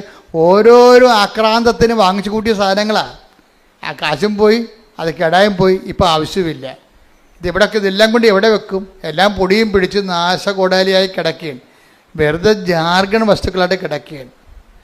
അപ്പോൾ ഇതൊക്കെ കുഞ്ഞുങ്ങളെ ആദ്യമേ ട്രെയിൻ ചെയ്യുകയാണെങ്കിൽ അവരെ ട്രെയിൻ ചെയ്ത് വരും, ഒരു പ്രശ്നവുമില്ല. അങ്ങനെ എത്രയോ മാതാപിതാക്കന്മാരുണ്ട്. കളിക്കോപ്പ് പോലും, ഞാൻ ഈ ദിവസങ്ങളിലൊരു വീഡിയോ കണ്ടത്, കളിക്കോപ്പൊന്നും അപ്പം മേടിച്ച് കൊടുക്കത്തില്ല. കാര്യം അപ്പൻ സൈക്കോളജിസ്റ്റാണ്. അപ്പൻ ചിൽഡ്രൻ സ്പെഷ്യലിസ്റ്റ് സൈക്കോളജിസ്റ്റാണ്. അപ്പോൾ അപ്പനെ അറിയാം, അപ്പനെ സംബന്ധിച്ചിടത്തോളം അപ്പനും അമ്മയും ചെറുപ്പക്കാരാണ്, രണ്ടുപേരും ജോലിക്കാരാണ്. കുഞ്ഞുങ്ങൾക്ക് കുറേ വീടുകളിൽ തന്നെയുള്ള കടലാസ് പെട്ടി അങ്ങനെ കുറേ സാധനങ്ങളൊക്കെ ഉണ്ട്. പിള്ളേർക്ക് എന്താ വേണ്ടതെന്ന് വെച്ച് കഴിഞ്ഞാൽ, പിള്ളേർക്ക് സായിപ്പല്ലേ കളിക്കോപ്പ് കൊണ്ടുപോകുന്നത്. ഇവിടെ സായിപ്പ് കളിക്കോപ്പ് എന്ന് വെച്ചാൽ അയാൾ എന്താ ചെയ്തിരിക്കുക, അവരെന്താ ചെയ്തിരിക്കണം, അവർക്ക് പിള്ളേരെ കൊണ്ടു നടക്കാനോ നമ്മളപ്പോൾ താലോലിക്കാനോ വളർത്താനോ ഒന്നും താല്പര്യമില്ല. അവർക്ക് പട്ടിക്കുഞ്ഞിനെ കൊടുക്കുകയാണെങ്കിൽ അവർ കുറച്ചുകൂടി സന്തോഷമായിട്ട് കുഞ്ഞുങ്ങളെ കൂടുതൽ കുഞ്ഞിനെ വളർത്തും. അവരുടെ നേച്ചർ അതാണ്. അവരുടെ കുറ്റപ്പെടുന്ന കാര്യമില്ല. അത് ഭയങ്കര ചരിത്രമാണ്. ഞാൻ കാനഡയിൽ ചെന്നപ്പോഴുണ്ട്, രാവിലെ പുറത്തിറങ്ങിയപ്പോഴുണ്ട്, എല്ലാ സായിപ്പിൻ്റെ കയ്യിലും ഓരോ പട്ടിയുണ്ട്, ഓരോ കൂടുമുണ്ട്, പ്ലാസ്റ്റിക് കൂട്. എന്തിനാണെന്നറിയാമോ? പട്ടിനെയും കൊണ്ട് നടക്കാൻ ഇറങ്ങുന്നതാണ്. അപ്പോൾ അതിൻ്റെ അടുത്ത് പട്ടി കാഷ്ടിക്കും. പക്ഷെ അവിടെ ഒരു പ്രശ്നമുണ്ട്, കാഷ്ടം എങ്ങാനും താഴെ കിടന്നാൽ മുനിസിപ്പാലിറ്റി ടാക്സ് അടിക്കും. അത് കാരണം ആളുടെ പട്ടിയുടെ കാഷ്ടമാണ് താഴെ വഴിയെ പോണത്, അയാൾ തന്നെ അത് കോരിയെടുക്കണം. എന്നിട്ട് അവർ കൊണ്ടുവന്നൊരു ഡസ്റ്റ്ബിന്നിലിടും. ഇതെല്ലാം കൂടി കൊണ്ടുവന്നിട്ട് മുനിസിപ്പാലിറ്റി പട്ടിത്തിടം കൊണ്ടുപോകും. അത് അവരുടെ ലൈഫിൻ്റെ ഭാഗമായിട്ടാണ് അത് വന്നിരിക്കുന്നത്. അവർ പിള്ളേരൊക്കെ ഒഴിവാക്കിയിട്ട് പട്ടിക്കുഞ്ഞിനെ എടുത്ത് കക്ഷത്ത് വെച്ചിട്ട് പിള്ളേരെ മറ്റേ ട്രോളിയൊക്കെ ഏറ്റിക്കൊണ്ട് പോകുന്നത് നമ്മൾ കണ്ടിട്ടില്ലേ. അത് അവർക്കത് വലിയ അവരുടെ ലൈഫിൻ്റെ ഭാഗമാണ്. നമുക്കത് കുറ്റം പറയാൻ പറ്റുകയില്ല. അവിടെ കൾച്ചർ അതാണ്. നമ്മുടെ കൾച്ചർ അതല്ല. അവരെ പിള്ളേരെ തങ്ങളിൽ നിന്ന് ഒഴിവാക്കാൻ വേണ്ടി അവർ പലതരത്തിലുള്ള കളിക്കോപ്പുകൾ വാങ്ങിച്ചു കൊടുക്കും. പിന്നെ പിള്ളേർ അപ്പനെയും അമ്മനെയും ഉപേക്ഷിച്ചിട്ട് അതിൻ്റെ പുറകെ നടക്കും. അവർ മരണം വരെ അങ്ങനെ തന്നെയാണ് ജീവിക്കുന്നത്. അപ്പനെയും അമ്മേനെയും ഉപേക്ഷിച്ചിട്ട് അവിടെ കൂടെ നടക്കും. നമ്മളെന്ന് വെച്ച് കഴിഞ്ഞാൽ മക്കളും അമ്മയും അപ്പനും ഒക്കെ എല്ലാം കൂടി ഒരുമിച്ച് ഇരിക്കുകയും അപ്പൻ്റെ മുതുകത്ത് വന്ന് മക്കൾ കുത്തിമറിയുകയും എന്തെങ്കിലും സാധനമൊക്കെ എടുത്ത് നശിപ്പിച്ച് കളയുകയും താഴെ ഇടുകയും നമ്മൾ എടുത്തു കൊടുക്കുകയും. അപ്പോൾ വലിയ ചിലവൊന്നുമില്ല. പിള്ളേർക്ക് ആക്ടിവിറ്റി ഉണ്ടായാൽ മതിയൊന്നുമുണ്ട്. അപ്പോൾ ഈ ചൈൽഡ് സൈക്കോളജിസ്റ്റ് ഭയങ്കര രസമാണ് അയാളുടെ വീഡിയോ. അയാൾ പറയണത് എന്താ വെച്ചാൽ, ഇതിൻ്റെ ആവശ്യമില്ലാത്ത സാധനങ്ങൾ വാങ്ങിച്ചു കൊടുക്കുമ്പോൾ കുഞ്ഞുങ്ങൾ നമ്മളെ വിട്ടു പോവുകയാണ് ചെയ്യണം. നമുക്ക് സമയമുള്ളപ്പോൾ കുഞ്ഞുങ്ങളുടെ കൂടെ ഇരിക്കുക. ഇതിൽ കുഞ്ഞുങ്ങളുടെ ആക്ടിവിറ്റികളുടെ കൂടെ നമ്മൾ ഒരാളായിട്ട് കാണണം. കുഞ്ഞുങ്ങളുടെ ആക്ടിവിറ്റിയുടെ കൊണ്ട് നമ്മുടെ അപ്പന്മാരൊക്കെ അങ്ങനെ ചെയ്യുമായിരുന്നു. അപ്പന്മാരൊക്കെ ഓലപ്പമ്പരൊക്കെ ഉണ്ടാക്കി കൂടെ പിള്ളേരുടെ കൂടെ നിൽക്കും, അല്ലേ? വണ്ടി ഓടിക്കുമ്പോൾ പിള്ളേരുടെ കൂടെ ഓടിക്കണ കാണാം. അപ്പോൾ പിള്ളേരുടെ കൂടെ അങ്ങനെയാണ് നമ്മുടെ ഒരു കൾച്ചർ എന്ന് പറയണത്. ഇപ്പോൾ സായിപ്പിൻ്റെ സാധനം നമുക്ക് കിട്ടിക്കഴിഞ്ഞപ്പോൾ നമ്മൾ യന്ത്രവണ്ടിയും തോക്ക് കൊണ്ട് വെടിവെക്കുന്ന ആൾക്കാരെയൊക്കെയാണ് കാണിക്കണത്. അപ്പോൾ പിള്ളേർ നമ്മളെ മാറ്റിയിട്ട് നാട്ടുകാരെ വെടിവെച്ച് നടക്കും. അപ്പോൾ ഇതിനകത്ത് എല്ലാത്തിനകത്തും ഓരോ രീതികളുണ്ട്, ഓരോ രീതികൾ. ഞാൻ പറഞ്ഞു വരുന്നതിൻ്റെ കാരണം വെച്ച് കഴിഞ്ഞാൽ, ഈ ഉടമ്പടി ജീവിതത്തിലേക്ക് നമ്മൾ വരുമ്പോൾ, ഇപ്പോൾ ഈ നമ്മൾ പറഞ്ഞുകൊണ്ടിരുന്ന വിഷയം ഈ ജോർജിയുടെ വിഷയമാണ്. ജോർജിയുടെ വിഷയത്തിൽ ജോർജി ഈ കട ഇങ്ങനെ വലിയ പ്രശ്നമായി തീർന്നു. കോമ്പറ്റീഷൻ വന്നു കഴിഞ്ഞപ്പോൾ കട പൂട്ടേണ്ട അവസ്ഥ വന്ന്, ഓഫർ വന്നു ഒത്തിരി. അയാളുടെ തന്നെ അയാളുടെ കടയിലുള്ള വസ്തുക്കൾ അതിനേക്കാൾ പകുതി വിലക്ക് നാട്ടുകാർക്ക് കിട്ടുന്ന അവസ്ഥ വന്നപ്പോൾ കട പൂട്ടിപ്പോയി. ഓഫർ വന്നതുകൊണ്ടാണ്. ഇയാൾക്ക് അതുപോലെ ഓഫറൊന്നും കൊടുക്കാൻ പറ്റണില്ല. നമ്മുടെ ജീവിതത്തിൽ വരുന്നൊരു പ്രശ്നമാണ് ഉടമ്പടിയും ഓഫറും ഒക്കെ വരുമ്പോൾ. നമ്മൾ നോക്കുമ്പോൾ ഉടമ്പടിയുടെ ഒരു ജീവിതം, പക്ഷേ നമ്മൾ ഫീൽഡിൽ നമ്മൾ അനുഭവിക്കുന്നത് ഇതിനേക്കാളും മാരകമായ പ്രഹരങ്ങളാണ് നമുക്ക് കേൾക്കുന്നത്. കട പൂട്ടിപ്പോയി. പക്ഷെ കട പൂട്ടിയെങ്കിൽ ഇവർ ഒരു കട തുറന്നു വെച്ചിട്ടുണ്ടിരുന്നത്. ഏതാണ്? ദേവാലയം തുറന്നു വെച്ചുകൊണ്ടിരുന്നു. ഈ ഭാര്യയും ഭർത്താവിൻ്റെ ഉടമ്പടി ജീവിതം അവർക്ക് കൊടുത്തതിൻ്റെ മാർഗ്ഗം അതാ. അവർ പറയുന്നത് ഞങ്ങളുടെ കട പൂട്ടിപ്പോയി, പക്ഷെ കർത്താവിൻ്റെ ആലയം തുറന്നിട്ടുണ്ടായിരുന്നല്ല. അപ്പം ഞങ്ങൾ കർത്താവിൻ്റെ ആലയത്തിൽ മുടങ്ങാൻ പോകും. എപ്പോഴായാലും കർത്താവ് ഞങ്ങൾക്കൊരു വഴി. കാര്യം ഉടമ്പടി വർക്ക് ചെയ്യണം എങ്ങനെയാണ്? Not by merit but by grace. Offer എന്നൊക്കെ പറഞ്ഞാൽ മെറിറ്റിൻ്റെ അകത്ത് വരുന്ന കാര്യങ്ങളല്ലേ. അപ്പം പലതുകൊണ്ടും നമ്മുടെ ജോലി നഷ്ടപ്പെട്ടു പോയാലും ശരി, ഈ ഉടമ്പടി വർക്ക് ചെയ്യണത് മെറിറ്റിലല്ല. ലോകത്തിലുള്ള എല്ലാ കാര്യങ്ങളും വർക്ക് ചെയ്യണത് മെറിറ്റിലാണ്. ഇപ്പോൾ പഹല ആക്രമണമില്ലേ? ഇപ്പോൾ പ്രധാനമന്ത്രിയെ ചില അണ്ണന്മാർ ചില പട്ടാളക്കാർക്ക് കുറ്റപ്പെടുത്തുന്നത് എന്താ? വേറെ ഒരു പട്ടാളം തുടങ്ങിയത് കാരണം നമ്മളെ മിലിറ്ററി ട്രെയിനിങ് ആ കാലാകാലങ്ങളിൽ വരുന്ന ചെറുപ്പക്കാരെ എടുത്തുകൊണ്ട് ബോർഡർ സെക്യൂരിറ്റി ചെയ്യാൻ വേണ്ടിയുള്ള ആൾക്കാരെ വേറെ ഒരു അഗ്നിവീറെന്ന് പറഞ്ഞ് വേറെ 10 തുടങ്ങിയെന്നാണ് പറയണത്. മോഡി നല്ല ഉദ്ദേശത്തിൽ തന്നെ തുടങ്ങിയതാണത്. അതിൻ്റെ ഫലം ഇനി ഭരണകാലത്ത് നമുക്ക് അനുഭവിക്കുകയുള്ളൂ. പക്ഷേ പെട്ടെന്ന് ഇങ്ങനെ ഒരു പ്രശ്നങ്ങളുണ്ടായി. ഇങ്ങനെ ഒരു പ്രശ്നം പെട്ടെന്ന് ഉണ്ടായി. രാജ്യം മുഴുവൻ ദുഃഖത്തിലാണ്, നമ്മളും ദുഃഖത്തിലാണ്. നമ്മുടെ രാജ്യത്തിൻ്റെ നന്മയ്ക്ക് വേണ്ടി, അഖണ്ഡതയ്ക്ക് വേണ്ടി, സമാധാനത്തിന് വേണ്ടി പ്രാർത്ഥിച്ചുകൊണ്ടിരിക്കുന്നതാണ്. ശ്രുതികട്ടെ ഹല്ലേലൂയ, ശ്രുതികട്ടെ ഹല്ലേലൂയ. ഹല്ലേലൂയ, ഹല്ലേലൂയ, ഹല്ലേലൂയ. രാജ്യത്തിന്റെ സുരക്ഷിതത്വത്തിന് വേണ്ടി ഉടമ്പടിയെടുത്ത് പ്രാർത്ഥിക്കുന്ന നിങ്ങൾ എല്ലാവരും ആരാധനയോട് ചേർന്ന് പ്രാർത്ഥിക്കുന്നു. മാതാവിന്റെ പ്രത്യേക സംരക്ഷണം ഇന്ത്യ എന്ന മഹാരാജ്യത്തിനുണ്ടാകുവാൻ ഈ ആരാധനയിലൂടെ ഞങ്ങൾ പ്രാർത്ഥിക്കുന്നു. പരമദിവ്യകാരുണ്യത്തിന് ആരാധനയും സ്തുതിയും പുകഴ്ചയും ഉണ്ടായിരിക്കട്ടെ. അപ്പൊ എന്നെ ജോജിയുടെ കട പൂട്ടി അഭിമാനം നിന്ന് ഒരു ഭർത്താവുണ്ട്, ഭാര്യയുണ്ട്, 2 കുഞ്ഞുങ്ങളുണ്ട്. അങ്ങ് പട്ടിണിയാകാൻ. പക്ഷേ ഈ 2 കക്ഷികളും ഉടമ്പടിയിലൊരു ബലത്തിൽ അങ്ങനെ നിൽക്കുകയാണ്. ആ പൂട്ടാത്തൊരു കടവുണ്ടല്ല. കർത്താവ് എപ്പോഴും കർത്താവിൻ്റെ സന്നിധിയിൽ ഇവർ നമ്മളെ കരുതുവാനും കാക്കുവാനും not by merit but by grace, നിൻ്റെ കഴിവ് കൊണ്ടല്ല, മറിച്ച് എന്താണ്, എൻ്റെ കൃപ കൊണ്ടാണ് നിൻ്റെ അതിജീവനമെന്ന് ആണ് ഉടമ്പടി അടിസ്ഥാനം. അതുകൊണ്ട് തന്നെ വൈഫും ഹസ്ബൻഡും വളരെ സീരിയസ് ആയിട്ട് തന്നെയാണ് ഉടമ്പടി ജീവിതം മറന്നിട്ടില്ല. അവർക്ക് നല്ല ബോധമുണ്ട് അവർ ഉടമ്പടിയിലാണെന്ന്. അതുകൊണ്ട് ദിവസവും ജോജി പറയണേ, ഞാൻ പണ്ടൊക്കെ ഇങ്ങനെ പള്ളിയിൽ പോകുമെങ്കിൽ ഇന്ന് പോണ പോലെ പോകത്തില്ലായിരുന്നു. ഉടമ്പടിക്ക് ശേഷം ഞാൻ ഡെയിലി പള്ളിയിൽ പോകും, വൈഫ് പോകും. ഒരു ദിവസം വൈഫും 2 കുഞ്ഞുങ്ങളുമാണ് പോകാനൊത്തത്. ആ പോണ വഴിക്ക് വന്നപ്പോൾ ഈ ഹൗസ് ഓണർ അല്ല, വീടിൻ്റെ വാടക ഞങ്ങൾക്ക് കട തന്ന ആളെ പിടിച്ചു നിർത്തി. വൈഫിനെ വഴി പിടിച്ചു നിർത്തി പറഞ്ഞു, നിങ്ങൾക്ക് കച്ചവടം വിൽക്കണമില്ല, ഞങ്ങൾക്ക് വേറെ കൊടുക്കാനത് പറ്റണമില്ല, സമാധാനം പറഞ്ഞിട്ട് പോയാൽ മതിയെന്ന് അവർക്ക് കുറേ നാൾ ഇവരോട് പറയുമായിരുന്നുണ്ടായിരുന്നു. ഇവർക്ക് ചെയ്യാൻ പറ്റണില്ല. ഇവർക്ക് അവസാനം ഇപ്പോൾ സീരിയസ് ആയി. ലേഡീസിനെ തന്നെ വഴി പിടിച്ച് നടത്തുന്ന അവസ്ഥയായി. അത്രയും സീരിയസ് ആയി. അപ്പോൾ നിങ്ങളൊക്കെ ഉടമ്പടി എടുത്താണല്ല, പള്ളിയിൽ നിന്ന് വന്നാണല്ല, എന്നിട്ടും വഴി പിടിച്ച് നിർത്തിയാന്ന്. അതായത് ഉടമ്പടി കാലത്ത് എന്തെങ്കിലും സംഭവിക്കുകയാണെങ്കിൽ അത് ഉടമ്പടി എടുത്ത ആൾക്കാരാണ് നമ്മളെന്നുള്ള ബോധം നമുക്കുണ്ടെങ്കിൽ ഓർക്കുക, നമുക്ക് സംഭവിക്കണം നന്മയ്ക്കായിരിക്കും അത് മാറ്റണത്. അതെപ്പോഴും ഓർത്തേക്കണം. അപ്പോൾ വൈഫ് പെട്ടെന്ന് പറഞ്ഞ് എൻ്റെ അമ്മയെ എന്തെങ്കിലും മറുപടി പറയാൻ പറഞ്ഞു. ഇവർ പിടിച്ചു നിർത്തിയല്ല, കടക്കാർ പിടിച്ചു നിർത്തിയില്ല, അതിൻ്റെ ഓണർമാരെ പിടിച്ചു നിർത്തിയപ്പോഴേ തടഞ്ഞു നിർത്തിയപ്പോഴേ ഈ ജോജിയുടെ വൈഫ് മാതാവിനോട് പറഞ്ഞു, അമ്മേ എന്തെങ്കിലും. അപ്പം ഉടമ്പടി എന്ന് പറയുമ്പോൾ സഞ്ചാരി മാതാവല്ലേ, എവിടെയായാലും കൂടെ ഉണ്ടാവില്ല ആള്. അതാണ് ഉടമ്പടിയുടെ ഏറ്റവും വലിയ ഗുണമെന്ന് പറയണത്. പക്ഷേ സഞ്ചാരി മാതാവാണെന്നുള്ളതിനെക്കുറിച്ച് നല്ല ബോധം ഈ ജോജിക്കുണ്ട്. നിങ്ങൾക്ക് പലർക്കും ഇല്ല, അതാണ് പ്രശ്നം. സഞ്ചാരി മാതാവ് എന്താണെന്ന് പോലും അറിയാൻ പറ്റില്ല. സഞ്ചാരി മാതാവ് എന്ന് പറയണത് ഉടമ്പടി എടുക്കുമ്പോൾ ദൈവം നൽകുന്ന ഓഫറാണ്. മനസ്സിലായില്ലേ? I come with you wherever you go, അതാണ് ഓഫർ എന്ന് പറയണത്. പുറത്ത് നാട്ടുകാർ ഓഫർ എന്ന് പറയുന്നത് നമ്മളത് എന്താ പറയും, വാഗ്ദാനം എന്ന് പറയും. 2 ഒന്ന് തന്നെയാണ്.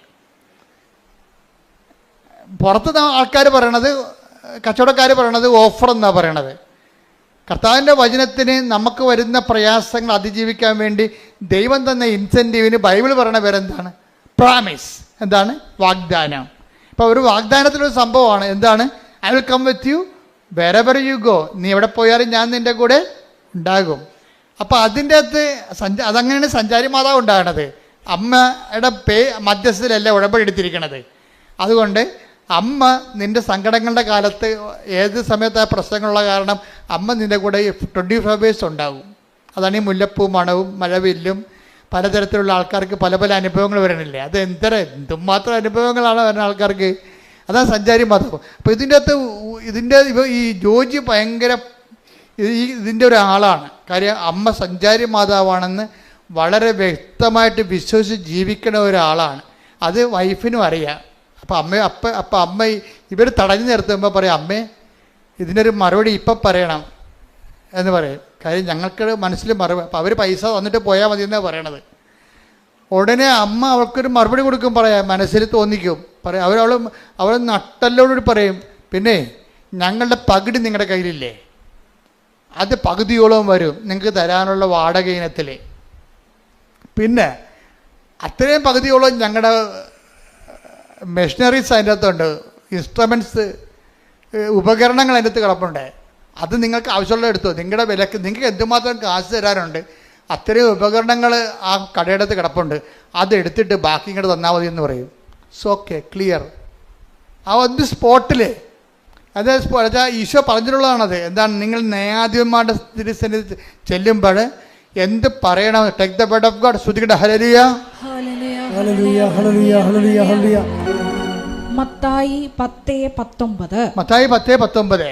അവർ നിങ്ങളെ ഏൽപ്പിച്ചു കൊടുക്കുമ്പോൾ പറഞ്ഞ അവർ നിങ്ങളെ ഏൽപ്പിച്ചു കൊടുക്കുമ്പോൾ എങ്ങനെ പറയണമെന്നോ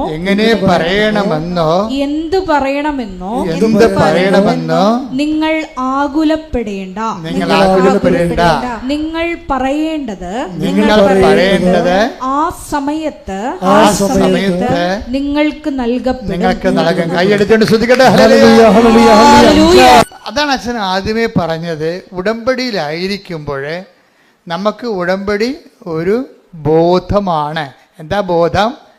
നമ്മൾ എവിടെ ചെന്നാലും മുൻകൂട്ടി പറയേണ്ട കാര്യങ്ങളില്ല.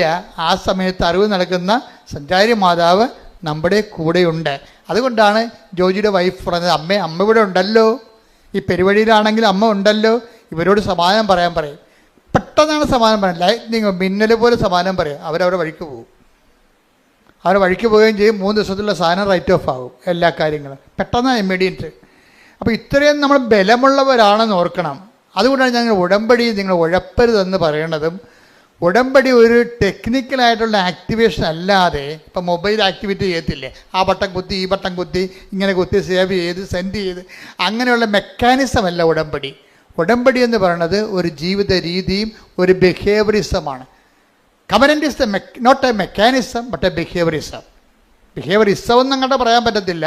ഒരു ബിഹേവിയർ ലൈഫാണത്.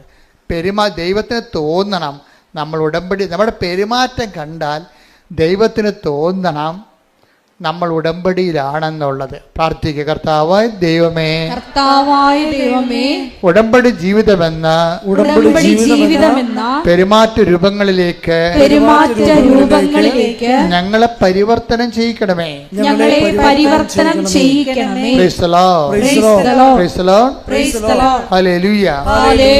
ഇതിനകത്ത് വരുന്നൊരു വിഷയം എന്ന് പറയണതേ, ഇപ്പം കരുണ കാണിക്കാൻ കുറച്ച് സമയമെടുക്കുകയാണെങ്കിൽ അത് പ്രെയർ ടൈമാണ്. മനസ്സിലായില്ലേ? ഉടമ്പടി 3 ആക്ടിവേഷൻ പ്രിൻസിപ്പിളുണ്ട്. എന്തൊക്കെയാണ്? Prayer, proclamation and practice. എന്തൊക്കെയാണ് ഉടമ്പടിയിലെ ആക്ടിവേഷൻ പ്രിൻസിപ്പിൾ 3 എണ്ണമാണ്. എന്താണ്? പ്രാർത്ഥന, പ്രഖ്യാപനം, പ്രയോഗം. ഇതൊക്കെ ആദ്യകാല ക്ലാസ്സെങ്കിലുള്ളതാണ്. ഇപ്പം ഞാൻ പറയാറില്ല. ഇപ്പം നിങ്ങളോട് പറയണേ, ഉടമ്പടിയിൽ ഒരു സംഭവം ആക്ടിവേറ്റ് ചെയ്യണമെന്നുണ്ടെങ്കിൽ അതിനകത്ത് ലിങ്ക് പോകരുത്. പ്രാർത്ഥനാ ജീവിതത്തിൻ്റെ പ്രശ്നം വെച്ച് കഴിഞ്ഞാൽ ഈ ചാറ്റമഴ പോലെ തന്നെയും പിന്നെയും പെയ്യുകയല്ല. അതിൻ്റെ പ്രാർത്ഥന മനസ്സാണ്. എപ്പോഴും ദൈവത്തെക്കുറിച്ച് ഓർക്കുക, ചിന്തിക്കുമ്പോഴൊക്കെ സമയം കിട്ടുമ്പോഴൊക്കെ ബൈബിൾ എടുത്ത് നോക്കുക. അതിനാണ് അരമണിക്കൂർ ബൈബിൾ എന്ന് പറഞ്ഞാൽ ഒറ്റ ശ്രദ്ധ വായിക്കാനുള്ളതല്ല. 2 മിനിറ്റ് 3 മിനിറ്റൊക്കെ വായിച്ചാൽ മതി. അത് ബൈബിൾ തന്നെ എടുത്ത് വായിക്കണമെന്നില്ല. ബൈബിൾ ഉണ്ടെങ്കിൽ ആ മൊബൈൽ ഓൺ ചെയ്തിട്ട് ബൈബിൾ വായിച്ചാൽ മതി. നമുക്കുള്ള സാധ്യതയെല്ലാം പ്രയോജനപ്പെടുത്തണം ഇപ്പോൾ ആൾക്കാർ. കാര്യം ഉടമ്പടി എടുത്തിരിക്കുന്നതിനകത്ത് ഞാൻ മനസ്സിലാക്കിയിരിക്കുന്നത് ഒരു 90% പേരും എബോവ് ആവറേജ് എഡ്യൂക്കേഷനുള്ള ആൾക്കാരാണ്. Above average. അപ്പോൾ അവർക്കിതെല്ലാം ആക്ടിവേറ്റ് ചെയ്യാൻ പെട്ടെന്ന് കഴിയും. അതുകൊണ്ടാണ് വെടിക്കെട്ട് സാക്ഷ്യങ്ങളൊക്കെ അവർ പറയുന്നതിൻ്റെ കാര്യത. എല്ലാ കാര്യങ്ങളെക്കുറിച്ചും അവർക്ക് അതിനെക്കുറിച്ച് തിട്ടമായിട്ട് കാര്യങ്ങൾ അറിയാം. അപ്പം അതുകൊണ്ട് നിങ്ങൾ ഈ കാലം നമുക്ക് നൽകുന്ന എല്ലാ സാധ്യതകളും ദൈവത്തിൽ ജീവിക്കാൻ വേണ്ടി നിങ്ങൾ പ്രയോജനപ്പെടുത്തണം. Praise the Lord. ഹല്ലേലൂയ. അപ്പം ജോജിക്ക് ഇപ്പം ജോലിയില്ലാതെ നടക്കുകയല്ലേ. ഇപ്പം ജോജിയുടെ ഒരു പ്രശ്നമുണ്ട്, ഗുരുതരമായ ഒരു പ്രശ്നമുണ്ട്. ഈ കടയുടെ പ്രശ്നം മാത്രമല്ല, വേറെ ഒരു പ്രശ്നമുണ്ട് പുള്ളിക്ക്. പുള്ളിക്ക് പുറത്തൊന്നും ജോലി കിട്ടത്തില്ല. ഇതുപോലെ കടയെ കൃഷിയൊക്കെ ചെയ്യാനേ പറ്റത്തുള്ളൂ. നാട്ടുകാർ ആരും ഒരു കമ്പനിക്കാരും ജോലി കൊടുക്കത്തില്ല. കാര്യം വെച്ച് കഴിഞ്ഞാൽ ഇയാളുടെ SLC ബുക്ക് കിട്ടിയപ്പോൾ മൊത്തം തെറ്റാണ് അഡ്രസ്സ്. ആ SLC ബുക്ക് വായിച്ചാൽ വീട്ടുപേര് തെറ്റാണ്, ഇനിഷ്യൽ തെറ്റാണ്, അയാളുടെ പേരും തെറ്റാണ്. ഇയാളെ ആ SLC കാലം തൊട്ട് ഈ മനുഷ്യൻ ഇയാളുടെ ജീവിതത്തിൽ വന്ന ശാപമായ പോലെ വന്ന സംഭവമാണ്. അത് കാരണം ഇത് തിരുത്താൻ വേണ്ടി ജില്ല RDOയിൽ RDO അതുപോലെ തന്നെ തഹസിൽദാർ, അതുപോലെ തന്നെ വില്ലേജ് ഓഫീസർ, ഇങ്ങനെ ഗവൺമെൻറ് ഇതുപോലെയുള്ള തിരുത്തൽ സങ്കേതങ്ങളിലൊക്കെ പുള്ളിക്കാരൻ നടന്ന് ഒരു 2 കൊല്ലമൊക്കെ നടക്കും. അങ്ങനെ 20 വർഷം പല ഓഫീസിൽ കയറി ഇറങ്ങി ഇതിനു വേണ്ടി ഉണ്ടാകുന്ന അവർ ആവശ്യപ്പെടുന്ന എല്ലാ രേഖകളും ഉണ്ടാക്കിയിട്ടും ഇന്ന് വരെ ഒരു പുല്ലും നടന്നിട്ടില്ല. ആകപ്പാടെ വല്ലാത്ത ജീവിതം. ഇനി പഠിത്തത്തിൻ്റെ പരിപാടി നിർത്തി. എന്താ കാര്യം? സർട്ടിഫിക്കറ്റ് അഡ്രസ്സ് തെറ്റാണ്.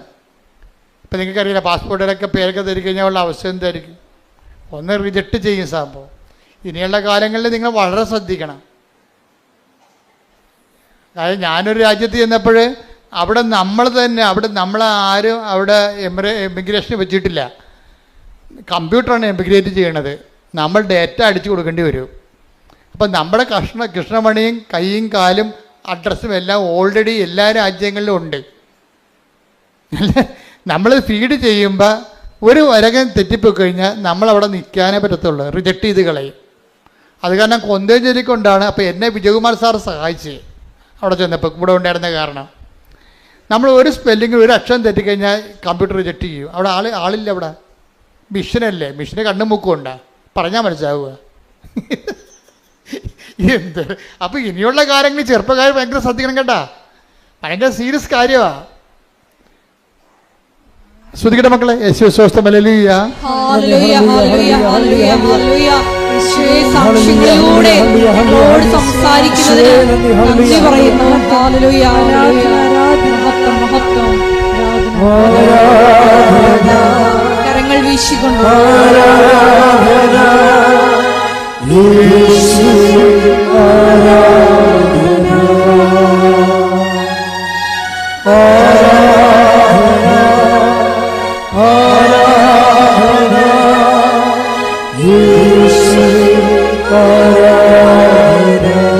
പരിശുദ്ധ പരമദിവ്യകാരുണ്യത്തിന് എന്നേരവും ആരാധനയും സ്തുതിയും പുകഴ്ചയും ഉണ്ടായിരിക്കട്ടെ. അപ്പോഴേ പെട്ടെന്ന് ജോജിയുടെ കടയെല്ലാം പൂട്ടി വരുമാനമെല്ലാം നിലച്ചപ്പോൾ ഒരു കൂട്ടുകാരൻ പറഞ്ഞ്, എടാ ആലപ്പുഴ ഒരു മാതാവുണ്ട്, ഈ സർട്ടിഫിക്കറ്റ് തിരുത്തി തന്നെ നേരെയാക്കുന്ന ആളുണ്ടെന്ന് പറഞ്ഞു. അങ്ങനെ പുള്ളി ഇവിടെ വന്നത്. മാതാവ് പലതരത്തിലുള്ള ആൾക്കാർ അറിയപ്പെടുന്നത്. അവൻ ജോയിയുടെ സാക്ഷ്യം കേട്ടാൽ മനസ്സിലാവും. അങ്ങനെ പറഞ്ഞിരിക്കണം, ആലപ്പുഴ ഒരു മാതാവുണ്ട്, ഇതൊക്കെ നേരെയാക്കുന്ന ആളാണെന്ന് പറഞ്ഞു. പുള്ളിക്കാരൻ ഇവിടെ വന്നപ്പോഴാണ് കേൾക്കണത് സഞ്ചാരി മാതാവാണെന്ന്. അപ്പോൾ അതിന് പുള്ളിക്ക് സന്തോഷമായി. എന്താ കാര്യം? പുള്ളി ഒറ്റക്ക് കിടന്ന് ജീവിച്ച ആളാണ്.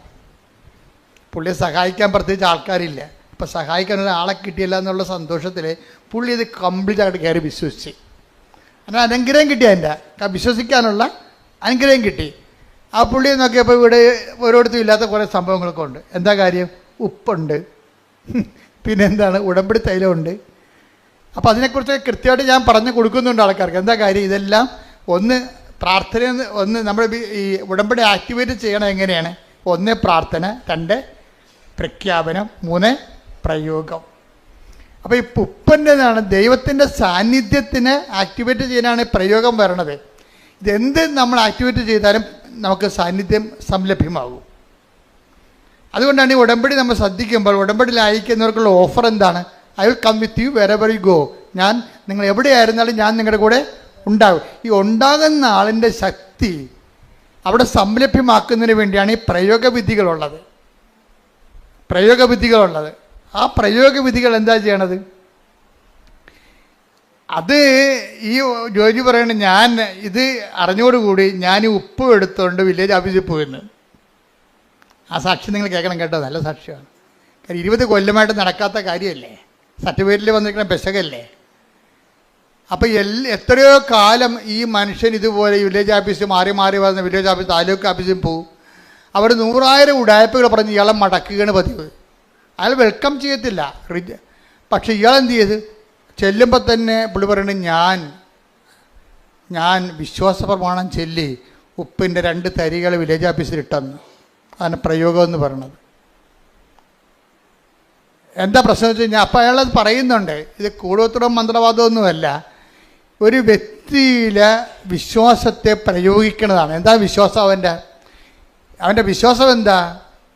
യേശു കർത്താവാണെന്ന് അതരം കൊണ്ട് ഏറ്റു പറയണം.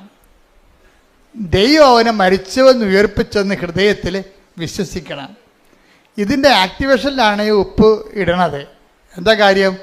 യേശുവിൻ്റെ നാമത്തിൽ ഞാൻ ഇടണത്. തടസ്സങ്ങൾ മാറ്റുന്നത് അങ്ങനെയാണ്. ഇപ്പോൾ 10:17 വായിച്ച് 10:17 അപ്പോസ്തലന്മാർക്ക് തടസ്സങ്ങൾ മാറ്റാനുള്ള അധികാരം കൊടുക്കുന്നുണ്ട്. ലൂക്ക 10:17 വായിച്ചവനെ ശ്രുതികട്ടെ. ഹല്ലേലൂയ ഹല്ലേലൂയ ഹല്ലേലൂയ ഹല്ലേലൂയ യേശുവേ നന്ദി. ഹല്ലേലൂയ ഹല്ലേലൂയ. ലൂക്ക 10:17 72 പേരും സന്തോഷത്തോടെ തിരിച്ചുവന്നു പറഞ്ഞു, കർത്താവേ, നിന്റെ നാമത്തിൽ പിശാചുക്കൾ പോലും ഞങ്ങൾക്ക് കീഴ്പ്പെടുന്നു. അതാ ആർക്കാണ്? ക്രിസ്തുവിനല്ല. ഇതാരാണത് പ്രഖ്യാപിക്കണം? അവന് കീഴ്പ്പെടുകയാണ്. അതാ എൻ്റെ ഫോർമുല. എന്താ പറയണത്? ഏറ്റു പറഞ്ഞ് 10:17 ലൂക്ക എന്താ പറഞ്ഞ? കർത്താവേ, നിന്റെ നാമത്തിൽ പിശാചുക്കൾ പോലും ഞങ്ങൾക്ക് കീഴ്പ്പെടുന്നു. അപ്പൊ പിശാച് വരെ കീഴ്പ്പെടുന്നുണ്ടെങ്കിലും മനുഷ്യന്റെ നിയമങ്ങളൊക്കെ അതിന് താഴെ ഉള്ളൂ. അപ്പൊ ലോകത്ത് നിന്റെ ജീവിതത്തിന് അട്ടിമറിക്കുന്ന എല്ലാ ശക്തികളെയും തട്ടി താഴെയിടാൻ വേണ്ടിയുള്ള പ്രയോഗവിധികളാണ് വിശ്വാസ പ്രഖ്യാപനത്തിൽ വരണത്. കൈയടിച്ച് ശ്രദ്ധിക്കട്ടെ.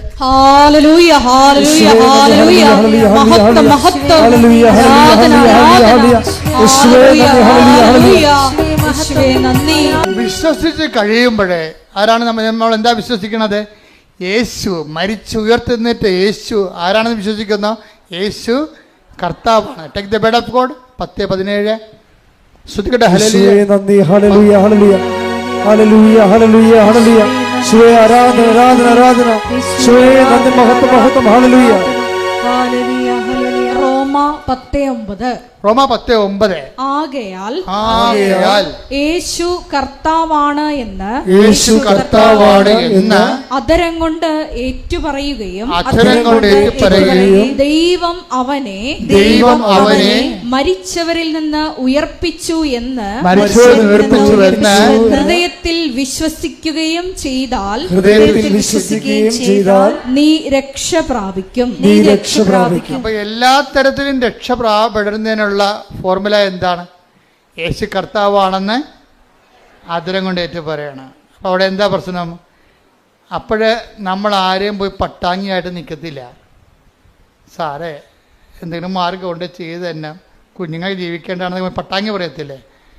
അത് യേശു കർത്താവായിട്ട് സ്വീകരിക്കുന്നവൻ അനാവശ്യമായ പട്ടാങ്ങി. അപ്പം നിങ്ങളെങ്ങനെ സാറേ എന്ന് പറഞ്ഞിങ്ങനെ കെഞ്ച് അവരൊക്കെ കൊടുക്കേണ്ട മാന്യത കൊടുക്കണം, അവർക്ക് കൊടുക്കേണ്ട ബഹുമാനം കൊടുക്കണം. കാര്യം സമൂഹത്തിൻ്റെ സെർവൻ്റാണ് അവർ. ദൈവം അതിനുവേണ്ടി വെച്ചിരിക്കുന്നതാണ് അവർക്ക്. പക്ഷേ അവിടെ തട്ടിക്കേണ്ട കാര്യമൊന്നുമില്ല. അവരുടെ മാന്യതയില്ല പെരുമാറുകയും ചെയ്യരുത്. മനുഷ്യത്വരഹിതമായിട്ട് അവർ സംസാരിക്കരുത്.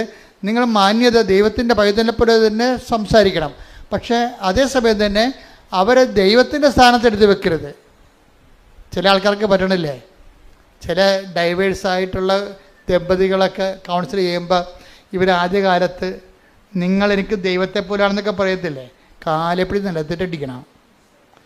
അങ്ങനെ ഒരിക്കലും ഒരു മനുഷ്യരോട് സംസാരിക്കരുത്. അതായത് ദൈവത്തിൻ്റെ പേര് കൂട്ടിയിട്ട് നിങ്ങൾക്ക് ഇങ്ങനെ സ്നേഹം കൊണ്ട് ഭ്രാന്തി കയറുമ്പോൾ വല്ല വെളിവുകേടൊക്കെ പറയും, അതെല്ലാം റെക്കോർഡാവും. അതാണ് പ്രശ്നം. നിങ്ങൾക്ക് സ്നേഹം കൊണ്ട് വെളിവ് കയറുമ്പോഴേ തലക്ക് അസുഖം വരുമല്ല, സ്നേഹം കൊണ്ട് തലക്ക് വെളിവ് പോവില്ല. അപ്പോൾ കയറി പറയും. പണ്ടൊരു മനുഷ്യൻ എന്നോട് പറഞ്ഞതാണ്, ഒരു തെറിയും കുട്ടി പറഞ്ഞ്. അപ്പോൾ അന്ന് ഞാൻ കൊച്ചാണ്, എൻ്റെ ആൾ 6 വയസ്സിലാ പറ്റുള്ള. അയാൾ എന്നോട് പറഞ്ഞതല്ല, അയാൾ അങ്ങോട്ടും ഇങ്ങോട്ടും പറഞ്ഞതാണ്. ഇങ്ങനെക്കാൾ വലിയ ദൈവത്തെ ഞാൻ വിശ്വസിക്കണില്ല. ദൈവത്തെ കൂടി തെറി പറഞ്ഞിരിക്കണേ. അയാൾ 45 ദിവസം കിടന്ന് മരിച്ചു. നമ്മൾ ദൈവത്തിനെ കൂട്ടി ഒന്നും പറഞ്ഞേക്കരുത്. ദൈവത്തിൻ്റെ സ്ഥാനത്ത് ആർക്കും വില കൊടുക്കരുത്.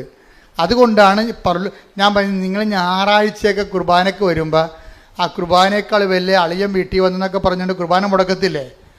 നിങ്ങളുടെ കാര്യത്തിൽ ഒരു കൊല്ലത്തെ ബാധ്യതയാണ് വലിച്ചു വെക്കണത്. ഒരു കൊല്ലത്തെ കാര്യം നിങ്ങൾ പിടികൊടുത്തു പോയി ദൈവത്തിന്. കാര്യം എന്താ? നിങ്ങളുടെ ദൈവം അളിയനായിപ്പോയി. അതുകൊണ്ടാണ് ഈ പ്രലോഭനത്തിൽ ഉൾപ്പെടുത്തരുതെന്ന് പറയണത്. ഈ വലിഞ്ഞു കയറി പണ്ടാരം നമുക്ക് പണിയുണ്ടാക്കാൻ വേണ്ടി കുർബാന സമയത്ത് കയറി വരാതിരിക്കാൻ വേണ്ടിയാണ് ബ്ലോക്ക് ചെയ്ത് പ്രാർത്ഥിക്കണത്. ആ ഉടമ്പടി കർത്താവ് പ്രാർത്ഥിക്കാൻ പഠിപ്പിച്ചപ്പോൾ എന്താ പറഞ്ഞത്? ഞങ്ങളെ പ്രലോഭനത്തിൽ ഉൾപ്പെടുത്തരുത്, പിന്നെ എന്താണ്? തിന്മയിൽ നിന്ന് ഞങ്ങളെ രക്ഷിക്കണമേ. ബ്ലോക്ക് പ്രാർത്ഥനയാണത്, ബന്ധന പ്രാർത്ഥനയാണ് സംഭവം. എന്ന് വെച്ച് കഴിഞ്ഞാൽ നമ്മുടെ ദൈവത്തിലേക്കുള്ള ജീവിത വഴികളിൽ പിശാച് വരഞ്ഞു കയറി വരരുത്. പിശാച് ചിലപ്പോൾ അളിയൻ്റെ രൂപത്തിൽ വരും, അപ്പൻ്റെ രൂപത്തിൽ വരും. ദൈവത്തിൽ നിന്ന് നിങ്ങളെ തള്ളിക്കളയുന്ന മാതാപിതാക്കന്മാരാണെങ്കിൽ പോലും ദൈവത്തിൽ നിന്ന് നിങ്ങളെ മാറ്റരുത്. ഇപ്പോൾ ചില കുഞ്ഞുങ്ങളില്ലേ, പള്ളിക്കൂടത്തിൽ കൊണ്ടുപോകുന്ന സമയത്ത് വലിച്ച് അറിയത്തിര മനസ്സമ്മതത്തിന് കൊണ്ടുപോകും. കാറ്റഗിസവും മുടങ്ങും, പള്ളി കുർബാനയും മുടങ്ങും. ആ കുഞ്ഞ് കുർബാന കൂടിയോ അപ്പം കുഞ്ഞിനെ അപ്പം തന്നെ മനസ്സിലാകും ആൻറ്റി കുർബാനയേക്കാൾ വലുതാണ് ആൻറ്റിയുടെ മനസ്സമ്മതം. ആൻറ്റി ഒരു 5 കൊല്ലം കഴിയുമ്പോൾ പിരിഞ്ഞു പോവുകയും ചെയ്യും. 2 കൊച്ചുങ്ങളെ കയ്യിലും ഉണ്ടാവും. എന്താ? ദൈവത്തിനെ വഞ്ചിച്ച് ചെയ്ത പരിപാടികളാണല്ല പരിപാടി. ദൈവത്തെ മറന്ന് ജീവിക്കരുത്. അതായത് ഉടമ്പടി ഒരു ജീവിത രീതിയാണത്. അപ്പോൾ എപ്പോൾ ജീവിക്കുമ്പോഴും നമുക്കൊരു ബോധം ഉണ്ടാകണം ദൈവവുമായിട്ടാണ് ജീവിക്കണതെന്ന്. അല്ല തരം കിട്ടുമ്പോൾ തരങ്ങളെ പോലെ മുടിയുണ്ടെങ്കിൽ ചാഞ്ഞും ചെരിച്ചും കെട്ടാമെന്ന് പറഞ്ഞ പോലെ അങ്ങോട്ടും ഇങ്ങോട്ടും ചെരിച്ച് കെട്ടാനും ദൈവത്തെ കിട്ടത്തില്ല. അപ്പോൾ അതുകൊണ്ട് തന്നെ ഇങ്ങനെയുള്ള ഇൻഡാസുകൾ വരാതിരിക്കാൻ വേണ്ടിയാണ് ഈശോ ബ്ലോക്ക് ചെയ്ത് പ്രാർത്ഥിക്കാൻ പറഞ്ഞത്. എന്താണ്? ഞങ്ങളെ പ്രലോഭനത്തിൽ ഉൾപ്പെടുത്തരുത്, തിന്മയിൽ ഞങ്ങളെ രക്ഷിക്കണമേ. എപ്പോഴും പ്രാർത്ഥിക്കണമല്ലേ? എപ്പോഴും പ്രാർത്ഥിക്കുന്നതാണ്. പക്ഷെ ഒരു കാര്യമുണ്ട്, ചങ്കയെ കൊണ്ട് പ്രാർത്ഥിക്കത്തില്ല, മനസ്സ് കൊണ്ട് പ്രാർത്ഥിക്കണം ആ സംഭവം. അല്ലാതെ കർത്താവ് ഉറപ്പിച്ചാൽ പട്ടിക പോലെ 2 2 4 എന്ന് പറഞ്ഞ് പ്രാർത്ഥിക്കുമ്പോഴാണ് ഈ സംഭവത്തിന് ഫലമില്ലാതെ വരണത്.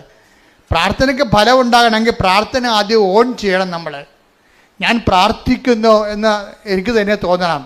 ഞാൻ എന്താണ് ചെയ്യണത്? ഞാൻ പ്രാർത്ഥിക്കുകയാണ്. ഞാൻ എന്താണ് ചെയ്യണമെന്ന് ഇപ്പം തന്നെ ആൾക്കാർ പള്ളിയിൽ കുർബാനക്ക് കൂടുമ്പോൾ സമയത്തായിരിക്കും ചിലപ്പോൾ പണിപ്പാട്ടിൽ നിന്ന് മുതലാളി വിളിക്കണത്. അപ്പോൾ തന്നെ മൊബൈൽ അടിക്കുമ്പോൾ തന്നെ ഇതാ ദൈവത്തിൻ്റെ കുഞ്ഞാടെന്ന് അച്ഛൻ പറയുമ്പോൾ ഇവൻ മൊബൈലും കൊണ്ട് പുറത്തേക്ക് ചാടും. അപ്പം നിങ്ങൾ കുർബാന ഉയർത്തുന്നതിനെക്കുറിച്ച് നിങ്ങൾക്കൊരു അറിവുണ്ട്, പക്ഷേ നിങ്ങൾക്ക് മറ്റേ മൊബൈൽ എടുക്കാതിരിക്കാൻ പറ്റണില്ല. നിങ്ങൾക്ക് പേടിയാണ്. എന്താ? ഇപ്പം മൊബൈൽ എടുത്ത് പണി പോയാൽ എന്ത് ചെയ്യുമെന്ന് വിചാരിച്ചാൽ അപ്പം കർത്താവിനേക്കാൾ നിങ്ങളുടെ കർത്താവിനേക്കാൾ വലുതായി പണി. അപ്പം പണി വരണുണ്ട് അവറാച്ചാന്ന് കർത്താവും പറയും. എന്താ കാര്യം? ഗതി പിടിക്കത്തില്ല. അതാണ് വിഷയം. ഇത് വലിയ പുലിവാലി പിടിച്ച അത് നിങ്ങൾ ഉഡായ്പ പാർട്ടിയാണെങ്കിൽ ഓർക്കുക, ഉഡായ്പ പുറകെ വരും, നിങ്ങൾക്ക് പുറകെ വരും കൂടെ. അതായത് ഇതുപോലെ ദൈവം നിങ്ങളെ ഒരു കാര്യമുണ്ട്, ദൈവം വന്ന് ഉന്തിത്തള്ളി ആരെയും ഒന്നും ചെയ്യത്തില്ല. എല്ലാ അണ്ണന്മാരും പണി മേടിക്കുന്ന സെൽഫ് ഗോൾ അടിച്ചിട്ടാണ്. എന്ന് വെച്ച് കഴിഞ്ഞാൽ ഇപ്പം തന്നെ നിങ്ങളെ ഇതാ ദൈവത്തിൻ്റെ കുഞ്ഞാടെന്ന് പറഞ്ഞ് വൈദികൻ കുർബാന ഉയർത്തുമ്പോഴായിരിക്കും പണിപ്പാട്ടിൽ നിന്ന് നാളെ ഇന്ന് ഞായറാഴ്ചയാണ്, അപ്പം നാളെ തിങ്കളാഴ്ച പോകേണ്ട ഹാങ് ഓവറാണെന്ന് പറഞ്ഞിരിക്കുന്ന കക്ഷി. പിന്നെ അമ്മയെ ഭാര്യ തള്ളിപ്പറഞ്ഞ് ഉന്തിയിട്ടിട്ടാണ് പള്ളിയിൽ വന്ന് നിൽക്കണത്. അപ്പോൾ പകുതി മനസ്സ് ഇവിടെയും പകുതി മനസ്സ് വീട്ടിലും, അങ്ങനെ ഹാങ് ഓവറിലാണ് കുർബാനയും കൂടണത്. ഈ പന്നി എപ്പോഴും പണി മേടിക്കുന്ന കാര്യത്തിൽ ഉറപ്പായ കാര്യമാണത്. നിങ്ങൾ ദ്രവിച്ചു പോകുകയോ നിങ്ങളുടെ മക്കളൊക്കെ നിങ്ങൾക്ക് അനുഭവം ഉണ്ടാകാതിരിക്കുകയോ ചെയ്തിട്ടുണ്ടെങ്കിൽ നിങ്ങളെ പണ്ടോ ഏതോ ചെയ്ത നെറിവുകേടിന് ഇരന്നിരന്ന് പണി മേടിച്ചുകൊണ്ടിരിക്കുകയാണ്. നിങ്ങൾ ചെയ്തിരിക്കുന്ന എല്ലാം സെൽഫ് ഗോളുകളാണ് അടിച്ചിരിക്കുന്നത്. ദൈവത്തിൻ്റെ പണ്ട് മുതലുള്ള തന്ത്രം ഇതാണ്, ഒരു മനുഷ്യൻ നേരിട്ട് ഉപദ്രവിക്കത്തില്ല, അവൻ തന്നെ സെൽഫ് ഗോൾ അടിച്ചു പോകാൻ വേണ്ടി അവർക്ക് അവസരം കൊടുക്കും. അത് കർത്താവിന് അറിയാവുന്നതാണ് കർത്താവ് പറഞ്ഞത് ഇങ്ങനെ ഒരു അവസ്ഥ ഉണ്ട്, അതുകൊണ്ട് എപ്പോഴും പ്രാർത്ഥിക്കുമ്പോൾ ഞങ്ങളെ പ്രലോഭനത്തിൽ ഉൾപ്പെടുത്തരുത് എന്ന് പ്രാർത്ഥിക്കണം. പണി വരല്ലേ എന്ന് പ്രാർത്ഥിക്കണം. എന്നിട്ട് കർത്താവ് പറഞ്ഞെന്തറിയാവോ? കർത്താവ് നമ്മളെ ഉടമ്പടി എടുത്തവരെ യാത്രയാക്കുമ്പോൾ കർത്താവ് നൽകുന്ന ഒരു ആശീർവാദമുണ്ട്. എന്താണ്? ഉടമ്പടി എടുത്ത് ദൈവമായിട്ട് ഉടമ്പടിയിലായിട്ട് നിങ്ങൾ പുറത്തേക്ക് ഇറങ്ങുമ്പോൾ കർത്താവ് നൽകുന്നൊരു ആശീർവാദമുണ്ട്. നിങ്ങൾ ദൈവത്തിൻ്റെ ശിഷ്യന്മാരുടെ അതിനേക്കാൾ റോളിലല്ലേ വന്നത്. കർത്താവിൻ്റെ തുല്യ പങ്കാളികളായിട്ട് ദൈവം പറഞ്ഞത് അതുപോലെ നിബന്ധന പാലിച്ചോളാമെന്ന് പറഞ്ഞ് വിശുദ്ധിയോടെ ജീവിച്ച് സുവിശേഷത്തിൻ്റെ സാക്ഷ്യം ജീവിക്കാമെന്ന് പറഞ്ഞ് നമ്മൾ കർത്താവിൻ്റെ തിരുസന്നിധിയിൽ നിന്ന് ഒരു ഓത്തെടുത്ത് പുറത്തേക്ക് പോകുകയല്ലേ. അപ്പം അങ്ങനെ ദൈവത്തിന് പോകുമ്പോൾ എന്താ പറയണത്? ശിഷ്യന്മാരെല്ലാം കർത്താവിൻ്റെ അടുത്ത് നിന്ന് പോയപ്പോഴെന്താണ് ഈശോ പറഞ്ഞത്? 10:19 എടുത്ത് ലൂക്കാ ശ്രദ്ധിക്കട്ടെ. ഹല്ലേലൂയ ഹല്ലേലൂയ ഹല്ലേലൂയ ഹല്ലേലൂയ യേശുവേ നന്ദി. ഹല്ലേലൂയ ഹല്ലേലൂയ യേശുവേ ആരാധന ആരാധന ആരാധന ആരാധന യേശുവേ നന്ദി. മഹത്വം മഹത്വം മഹത്വം ഹല്ലേലൂയ ഹല്ലേലൂയ ഹല്ലേലൂയ. ലൂക്ക 10:19. ആ, ഇതാ ഇതാ പാമ്പുകളുടെയും പാമ്പുകളുടെയും തേളുകളുടെയും തേളുകളുടെയും ശത്രുവിന്റെ ശത്രുവിന്റെ സകല ശക്തികളുടെയും മീതെ സകല ശക്തികളുടെയും മീതെ ചവിട്ടി നടക്കാൻ നിങ്ങൾക്ക് ഞാൻ അധികാരം തന്നിരിക്കുന്നു. അതാണ് ഈ പ്രയോഗം എന്ന് പറയണത്. യേശു കർത്താവാണെന്ന് അത്തരം കൊണ്ട് ഏറ്റു പറഞ്ഞുകൊണ്ട് ദൈവനെ മരിച്ചോന്ന് ഉയർപ്പിച്ചോന്നുകൊണ്ട് 10:9 അനുസരിച്ച് കൊണ്ടാണ് നമ്മൾ ഉപ്പ് പ്രയോഗിക്കുന്നത്. ഉപ്പല്ല അവിടെ പ്രശ്നം. ജോജി വൃത്തിയായിട്ട് പറയുന്നുണ്ട്. എന്താ പറയുക, ഉപ്പല്ല നമ്മൾ രക്ഷപ്പെടുത്തുന്നത്. പിന്നെന്താണ്? അതിന്റെ പിന്നിലുള്ള ദൈവത്തിന്റെ വാഗ്ദാന പ്രകാരമുള്ള അമ്മയുടെ സാന്നിധ്യമാണെന്ന് കൈയടിക്കട്ടെ. Hallelujah hallelujah. മഹത്വം മഹത്വം. സഞ്ചാരി മാതാവേ, സഞ്ചരിച്ച് നീ ഞങ്ങളുടെ കൂടെ യാത്ര ചെയ്യുന്നതിന് ശക്തിപ്പെടുത്തുന്നതിന് നന്ദി പറയുന്നു. പരമ ദിവ്യകാരുണ്യത്തിന് ആരാധനയും സ്തുതിയും പുകഴ്ചയും ഉണ്ടായിരിക്കട്ടെ. അപ്പൊ ഇപ്പൊ എംപവർ ചെയ്താണ് വിടുന്നത്. പവർ അടിച്ചാ പോണ വിടുന്നത്. എന്താ കാര്യം? ഇതാ അത് 10:9 അനുസരിച്ച് അതിൽ വാഗ്ദാനമാണ്.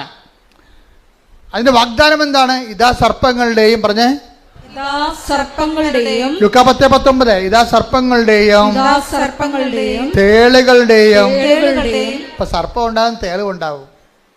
എന്ന് പറഞ്ഞു കഴിഞ്ഞാൽ നിങ്ങളൊക്കെ ഇടജന്തുക്കൾ ഇങ്ങനെ വന്ന് നമ്മുടെ മുമ്പിൽ നിൽക്കണം എന്നല്ല പറഞ്ഞ. സർപ്പത്തിന്റെ സ്വഭാവം എന്താ? 2 സ്വഭാവമേ പാട്ടിക്കുള്ളു. പാട്ടിയുടെ ബിഹേവിയർ എന്താ? സർപ്പത്തിന്റെ ബിഹേവിയർ, മൂർഖന്റെ ബിഹേവിയർ എന്താ? 2 സ്വഭാവമേ ഉള്ളൂ. ഒന്ന് ഇര പിടിക്കുക, മറ്റത് ആൾക്കാരെ കൊത്തിക്കൊല്ലുക. 2 കാര്യങ്ങളല്ലേ പുള്ളിക്കുള്ളത്. ഈ സ്വഭാവമുള്ള എന്തുമാത്രം ആൾക്കാരാണ് ഉള്ളത്. അതാണ് സർപ്പം എന്ന് പറയുന്നത്.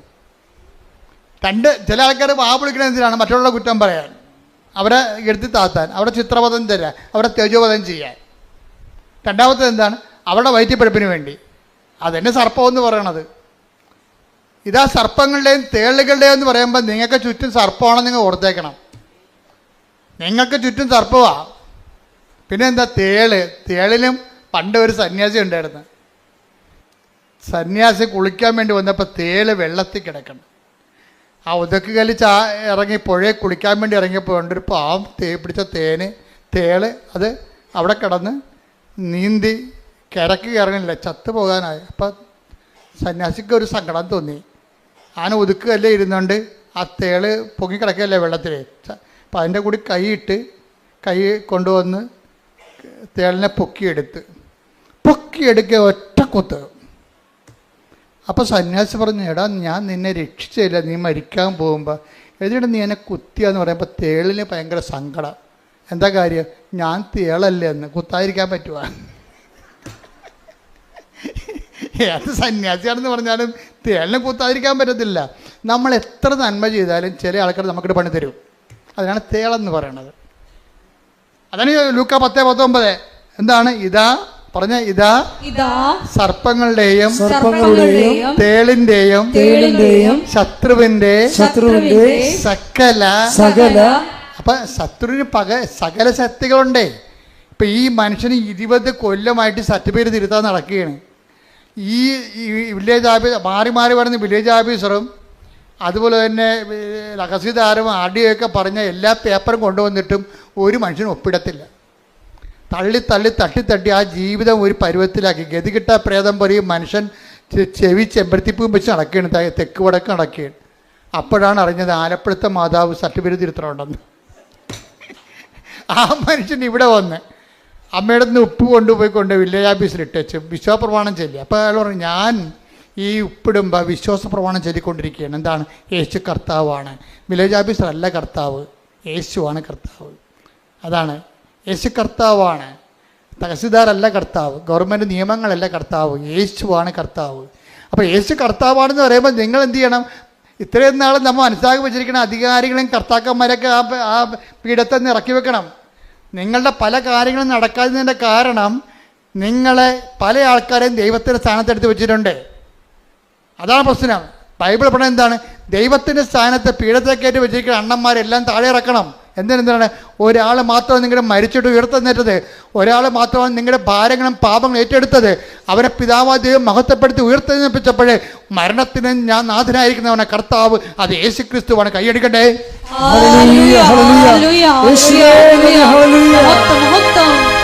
പരമ ദിവ്യകാരുണ്യത്തിന് ആരാധനയും സ്തുതിയും പുകഴ്ചയും ഉണ്ടായിരിക്കട്ടെ. ഉടമ്പടിയിലൂടെ ഉടമ്പടി വിശ്വാസ പ്രയോഗ വസ്തുക്കള്, നമ്മൾ നേർച്ച വസ്തുക്കളെന്ന് പറഞ്ഞ വസ്തുക്കളെങ്കിൽ തന്നു വിടുമ്പോൾ അതിൻ്റെ ആക്ടിവേഷൻ പ്രിൻസിപ്പിൾ എന്താണ്?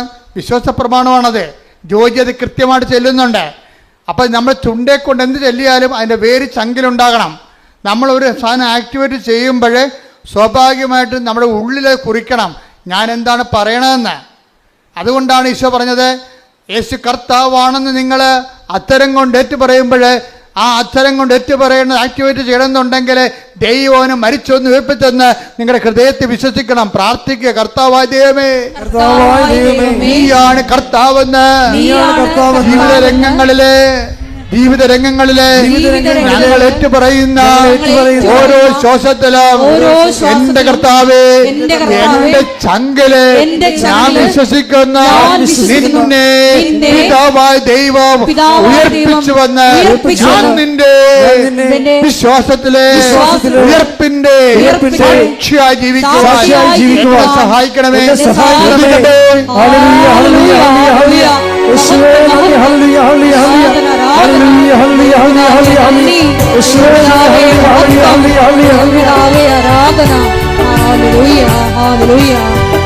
പരിശുദ്ധ പരമ ദിവ്യകാരുണ്യത്തിന് ആരാധനയും സ്തുതിയും പുകഴ്ചയും ഉണ്ടായിരിക്കട്ടെ. അപ്പൊ വിശ്വാസത്തിൽ ഇതുപോലെ വസ്തുക്കൾ പ്രയോഗിക്കുമ്പോൾ അണമുറിയാതെ ചെല്ലേണ്ട കാര്യം എന്താണ്? വിശ്വാസ പ്രമാണം. വിശ്വാസ പ്രമാണം ചെല്ലുമ്പോൾ നിങ്ങൾക്ക് എന്തൊക്കെ വേണം? 3 കാര്യങ്ങൾ വേണം. വിശ്വാസം വേണം, ദൈവസ്നേഹം വേണം, പ്രത്യാശ വേണം, ദൈവിക പുണ്യങ്ങൾ. ദൈവിക പുണ്യങ്ങൾ 3. അപ്പം വിശ്വാസ പ്രമാണം ചെല്ലുമ്പോൾ പട്ടിക പോലെ നമുക്കിങ്ങനെ യാന്ത്രികമായിട്ട് ചെല്ലാൻ പറ്റും. അപ്പോൾ അത് ആക്ടിവേറ്റ് ചെയ്യത്തില്ല. വിശ്വാസ പ്രമാണം ചെല്ലുമ്പോൾ ഞങ്ങളൊക്കെ ചെല്ലണം. ഒരു വിശ്വാസ പ്രമാണം ചെല്ലിയാൽ ആ വിശ്വാസ പ്രമാണത്തെ സ്ഫോടകാത്മകമാക്കാൻ വേണ്ടിയുള്ള അതിൻ്റെ TMD ഉണ്ട്. അതെന്താണ്? ആ TMD എന്ന് പറയുന്നത് സ്ഫോടക വസ്തു എന്താണ്? വിശ്വാസം, പ്രത്യാശ, സ്നേഹം. അപ്പം ഇത് എന്താ വെച്ചാൽ ഈ TMD എപ്പോഴും റിവൈസ് ചെയ്തിരിക്കണം നമ്മൾ. അതിൻ്റെ കാര്യം ഇപ്പോൾ ദീർഘദൂര മിസൈൽ എന്ന് പറയത്തില്ലേ, 4000 അടിയൊക്കെ പോകണ അല്ലെങ്കിൽ 6000 അടിയൊക്കെ പോകണ അഗ്നിവീറൊക്കെ സംഭവം, അഗ്നിയൊക്കെ ഇല്ലേ. അപ്പോൾ അതിൻ്റെ സംഭവം വെച്ച് കഴിഞ്ഞാൽ അതിൻ്റെ ക്രയോജനിക് ഇന്ധനം ഭയങ്കര സമ്പുഷ്ടമായിരിക്കും. അത് റിഫൈൻ ചെയ്തിരിക്കണമായിരിക്കും. റിഫൈനിൻ്റെ ഫോർമുല വളരെ ഷാർപ്പായിട്ടുള്ള ഫോർമുല ആയിരിക്കും. ഇതുപോലെ നിങ്ങളുടെ വിശ്വാസം ഷാർപ്പാകുമ്പോൾ, നിങ്ങളുടെ പ്രത്യാശ ഷാർപ്പാകുമ്പോൾ അതിനേക്കാൾ അടിസ്ഥാനപരമായിട്ട് നിങ്ങൾ ഷാർപ്പാക്കേണ്ട ഒരു കാര്യം എന്താണ്? ദൈവസ്നേഹം. ദൈവബൈലെ ശ്രദ്ധിക്കുക. നിങ്ങൾ രോഗികളെ കാണാൻ പോകുന്ന വീട്ടുകാരോട് നിങ്ങൾ പെരുമാറുന്നു, അഗതികളോട് പെരുമാറുന്നു, നിങ്ങൾ കർത്താവിൻ്റെ തിരുസന്നിധിയിൽ ആചാരാനുഷ്ഠാനങ്ങളുടെ പ്രാർത്ഥനാവിധികളിലൂടെ ജീവിക്കുന്നു, സുവിശേഷം നിങ്ങൾ കൈമാറാൻ വേണ്ടി പത്രങ്ങൾ കൊടുക്കുന്നു, പത്രത്തെക്കുറിച്ച് വിശദീകരിച്ച് കൊടുക്കുന്നു. അതെല്ലാം ചെയ്യുമ്പോഴെല്ലാം നിങ്ങളുടെ മനസ്സിൽ അടിസ്ഥാനപരമായ ഓരോ ദിവസവും സ്നേഹത്തിൻ്റെ ലെവല് കൂടി വരണം.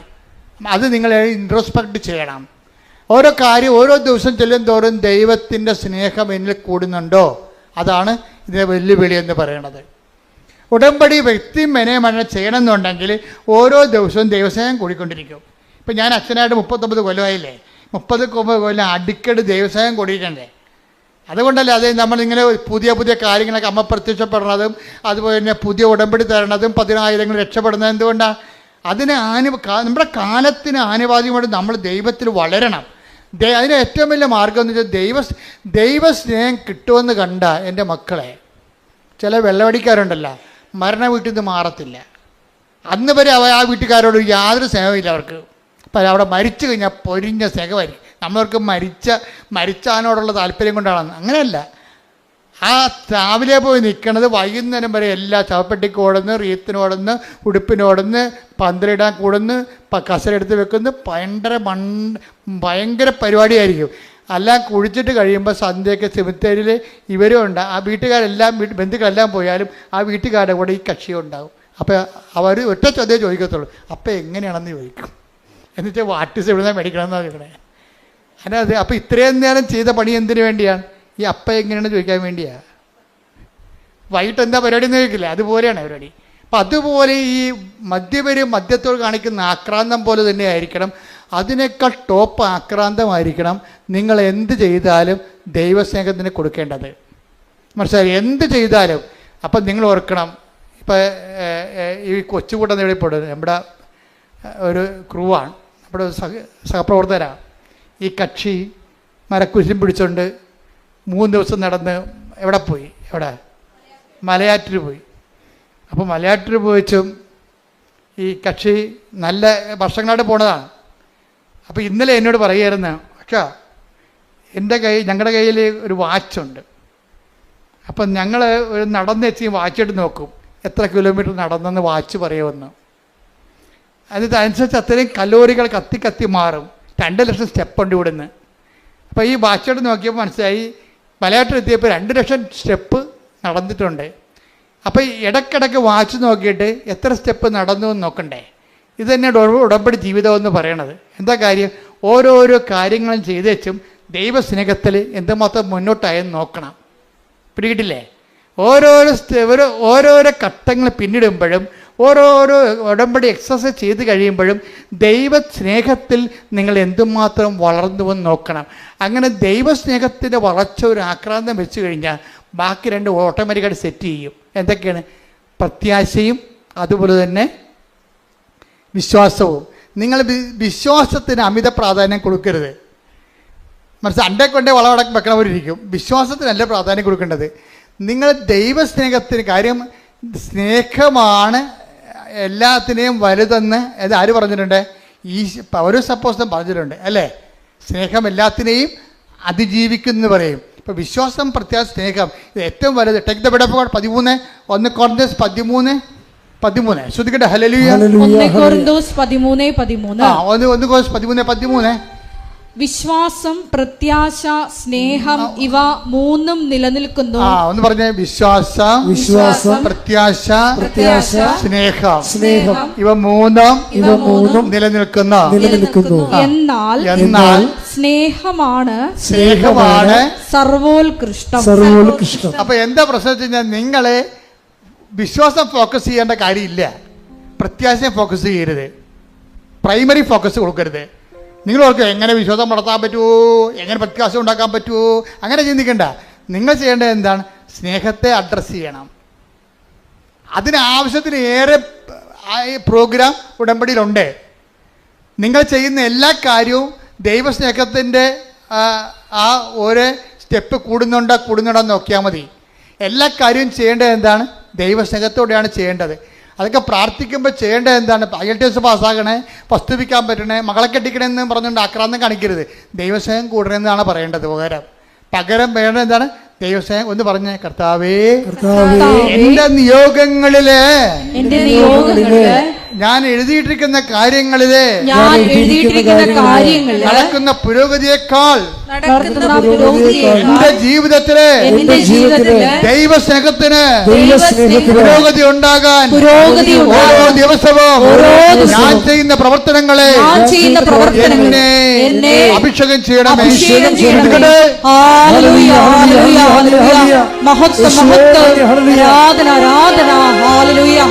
ദൈവസ്നേഹം എന്ന് പറഞ്ഞാൽ എന്താ കാര്യം അറിയാമോ? ഒരു ഉദാഹരണം ഞാൻ പറയാം.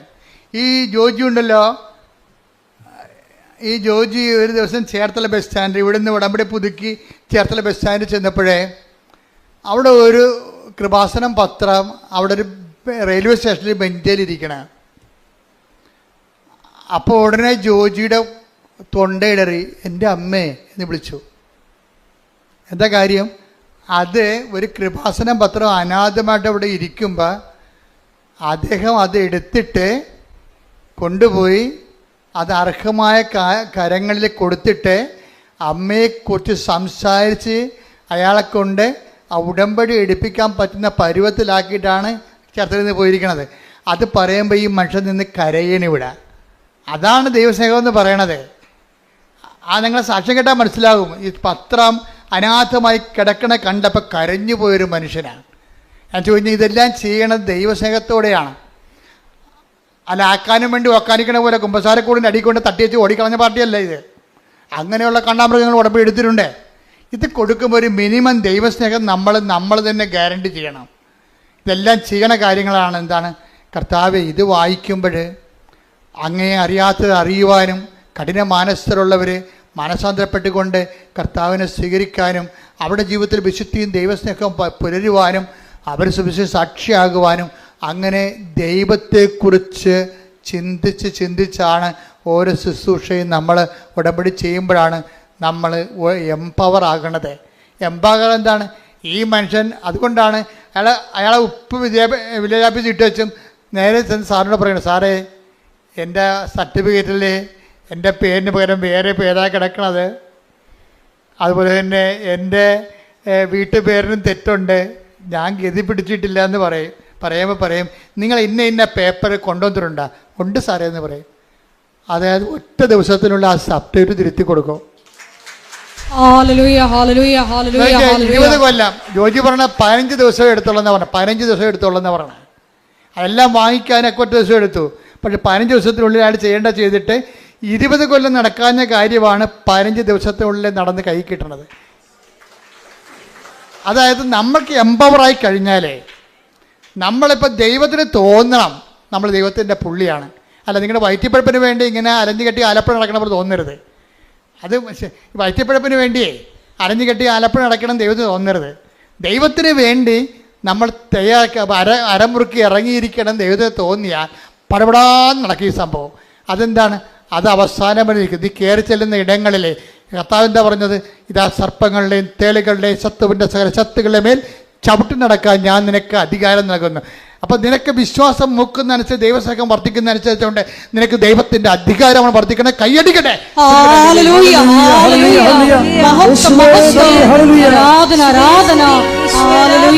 എൻ്റെ വിഷയം എന്ന് പറയുന്നത് ഒരു കാര്യമല്ലേ.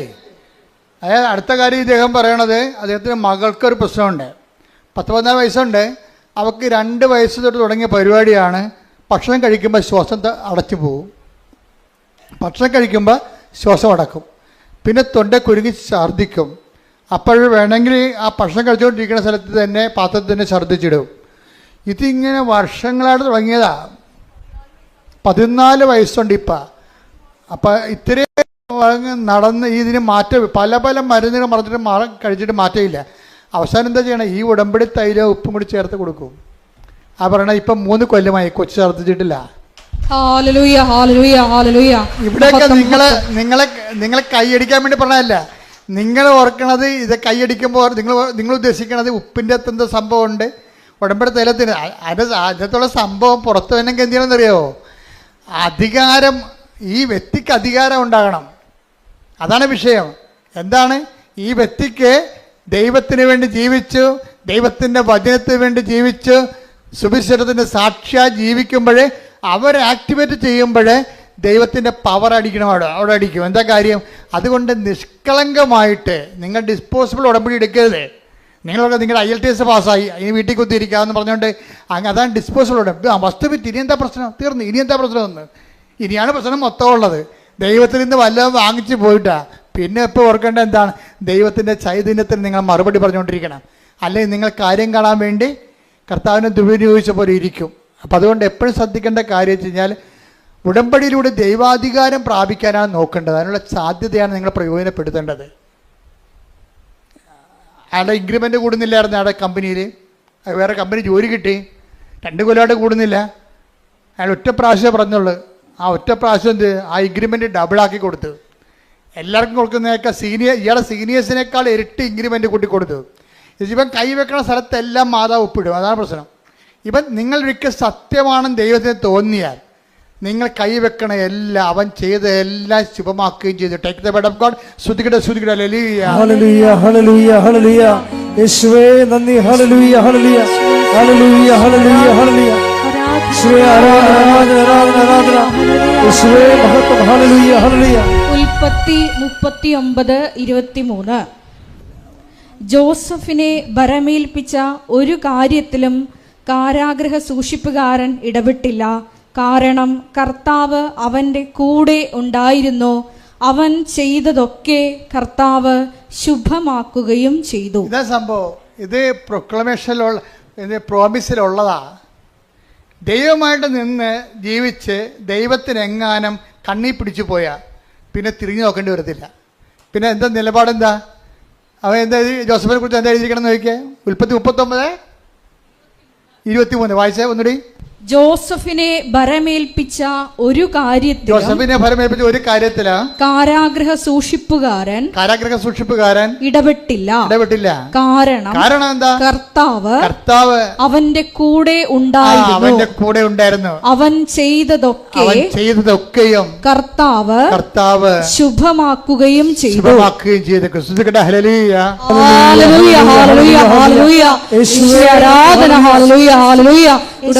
ഞങ്ങളോട് കൂടെ സഞ്ചരിച്ച് എല്ലാം ശുഭമാക്കുന്ന ദൈവമാതാവിന്റെ സാന്നിധ്യത്തിന് നന്ദി പറയുന്നു. എല്ലാവരും എഴുന്നേക്കട്ടെ. നമ്മൾ ആദ്യം പാടിയ പാട്ടില്ലേ, അത് നമുക്കൊരു പാടാം.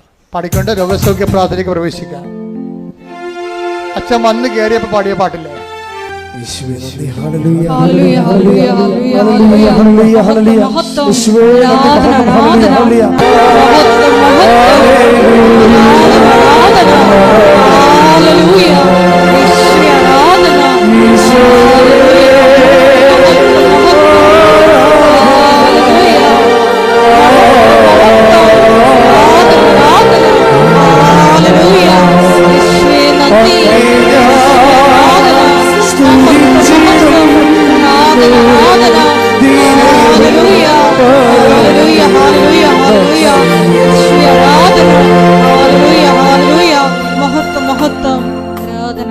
പരിശുദ്ധ പരമദിവ്യകാരുണ്യത്തിന് എന്നേരവും ആരാധനയും സ്തുതിയും പുകഴ്ചയും ഉണ്ടായിരിക്കട്ടെ.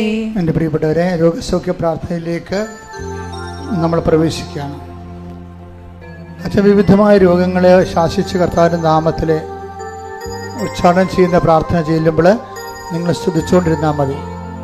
ഇവിടെ പ്രാർത്ഥിക്കുന്നവരിൽ ഓൺലൈനിൽ പ്രാർത്ഥിക്കുന്നവരൊക്കെ ഇപ്പോഴും പരിശുദ്ധ അമ്മയുടെ മാധ്യസ്ഥത്തിലെ കൃപാസ്ഥാനത്താറ് ജീവനോടെ പ്രത്യക്ഷപ്പെട്ട പരിശുദ്ധയുടെ മാധ്യസ്ഥത്തിലെ ഈശോയുടെ നാമത്തിലെ ദൈവിക ശാസന പ്രാർത്ഥനയുടെ സമയമാണ്. സ്തുതിക്കട്ടെ. ഹല്ലേലൂയ, ഹല്ലേലൂയ, ഹല്ലേലൂയ, ഹല്ലേലൂയ, ഹല്ലേലൂയ, ഹല്ലേലൂയ.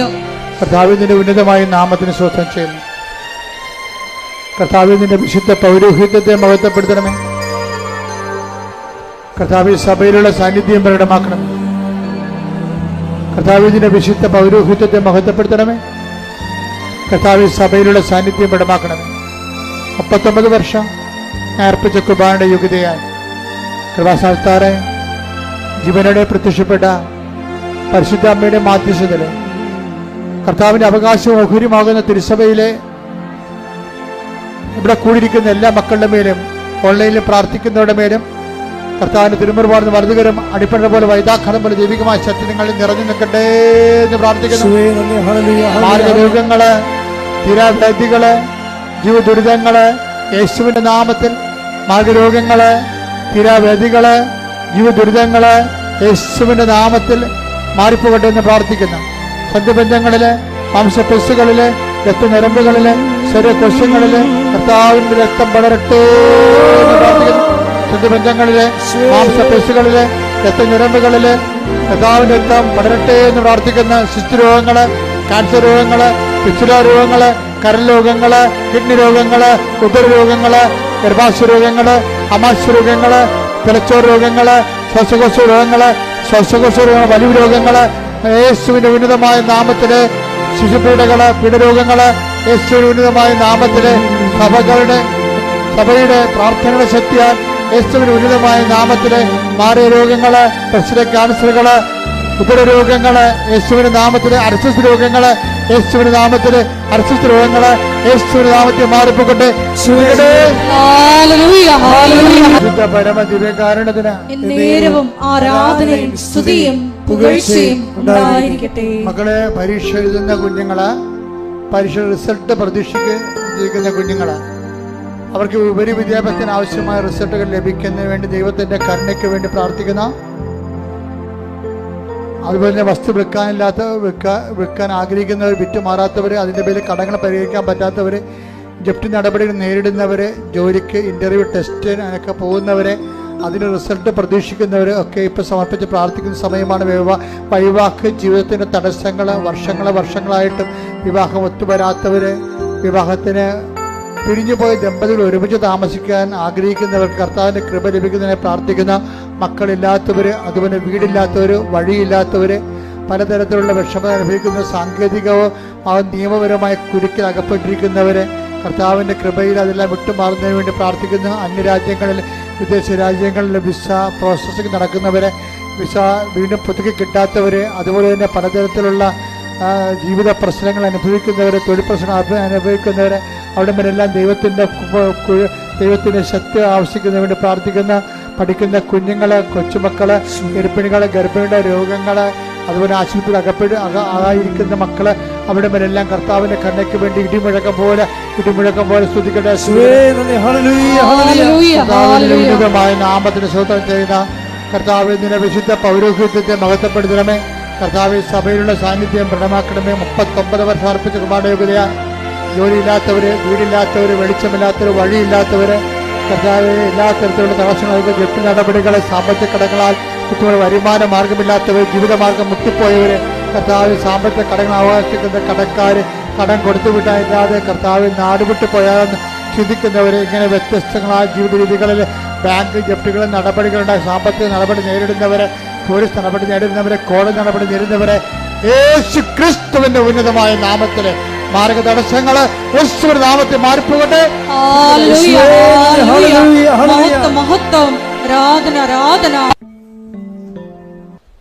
ഒരിക്കൽ കൂടി മരിയൻ ഉടമ്പടിയിൽ സമർപ്പിച്ചിരിക്കുന്ന എല്ലാ വിഷയങ്ങളും ദൈവമാതാവിന്റെ മധ്യസ്ഥയിൽ ദിവ്യകാരുണ്യ സന്നിധിയിൽ നമുക്ക് സമർപ്പിച്ച് പ്രാർത്ഥിക്കാം.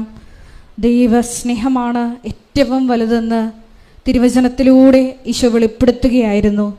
ദേവാലയത്തിലേക്ക് കയറുമ്പോൾ സൂക്ഷ്മതയുള്ളവനായിരിക്കണം എന്ന തിരുവചനത്തിലൂടെ ഉടമ്പടി നിബന്ധനകള് വിശ്വസ്തതാപൂർവം സൂക്ഷ്മതയോടെ പാലിക്കുവാൻ വലിയ അഭിഷേകം ഞങ്ങൾക്ക് തരണമേ എന്ന് പ്രാർത്ഥിച്ചുകൊണ്ട് ശിരസ് നമിച്ച് നമുക്ക് ദിവ്യകാരുണ്യ നാഥന്റെ ആശീർവാദം സ്വീകരിക്കാം.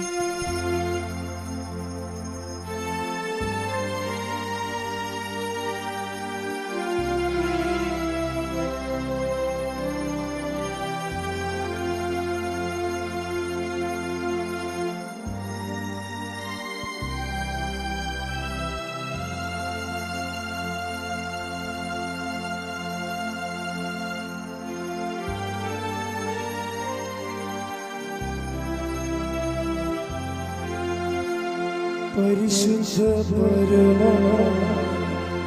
ദിവ്യകാരുണ്യമേ, എന്നുമെന്നും അങ്ങേക്ക് ആരാധന.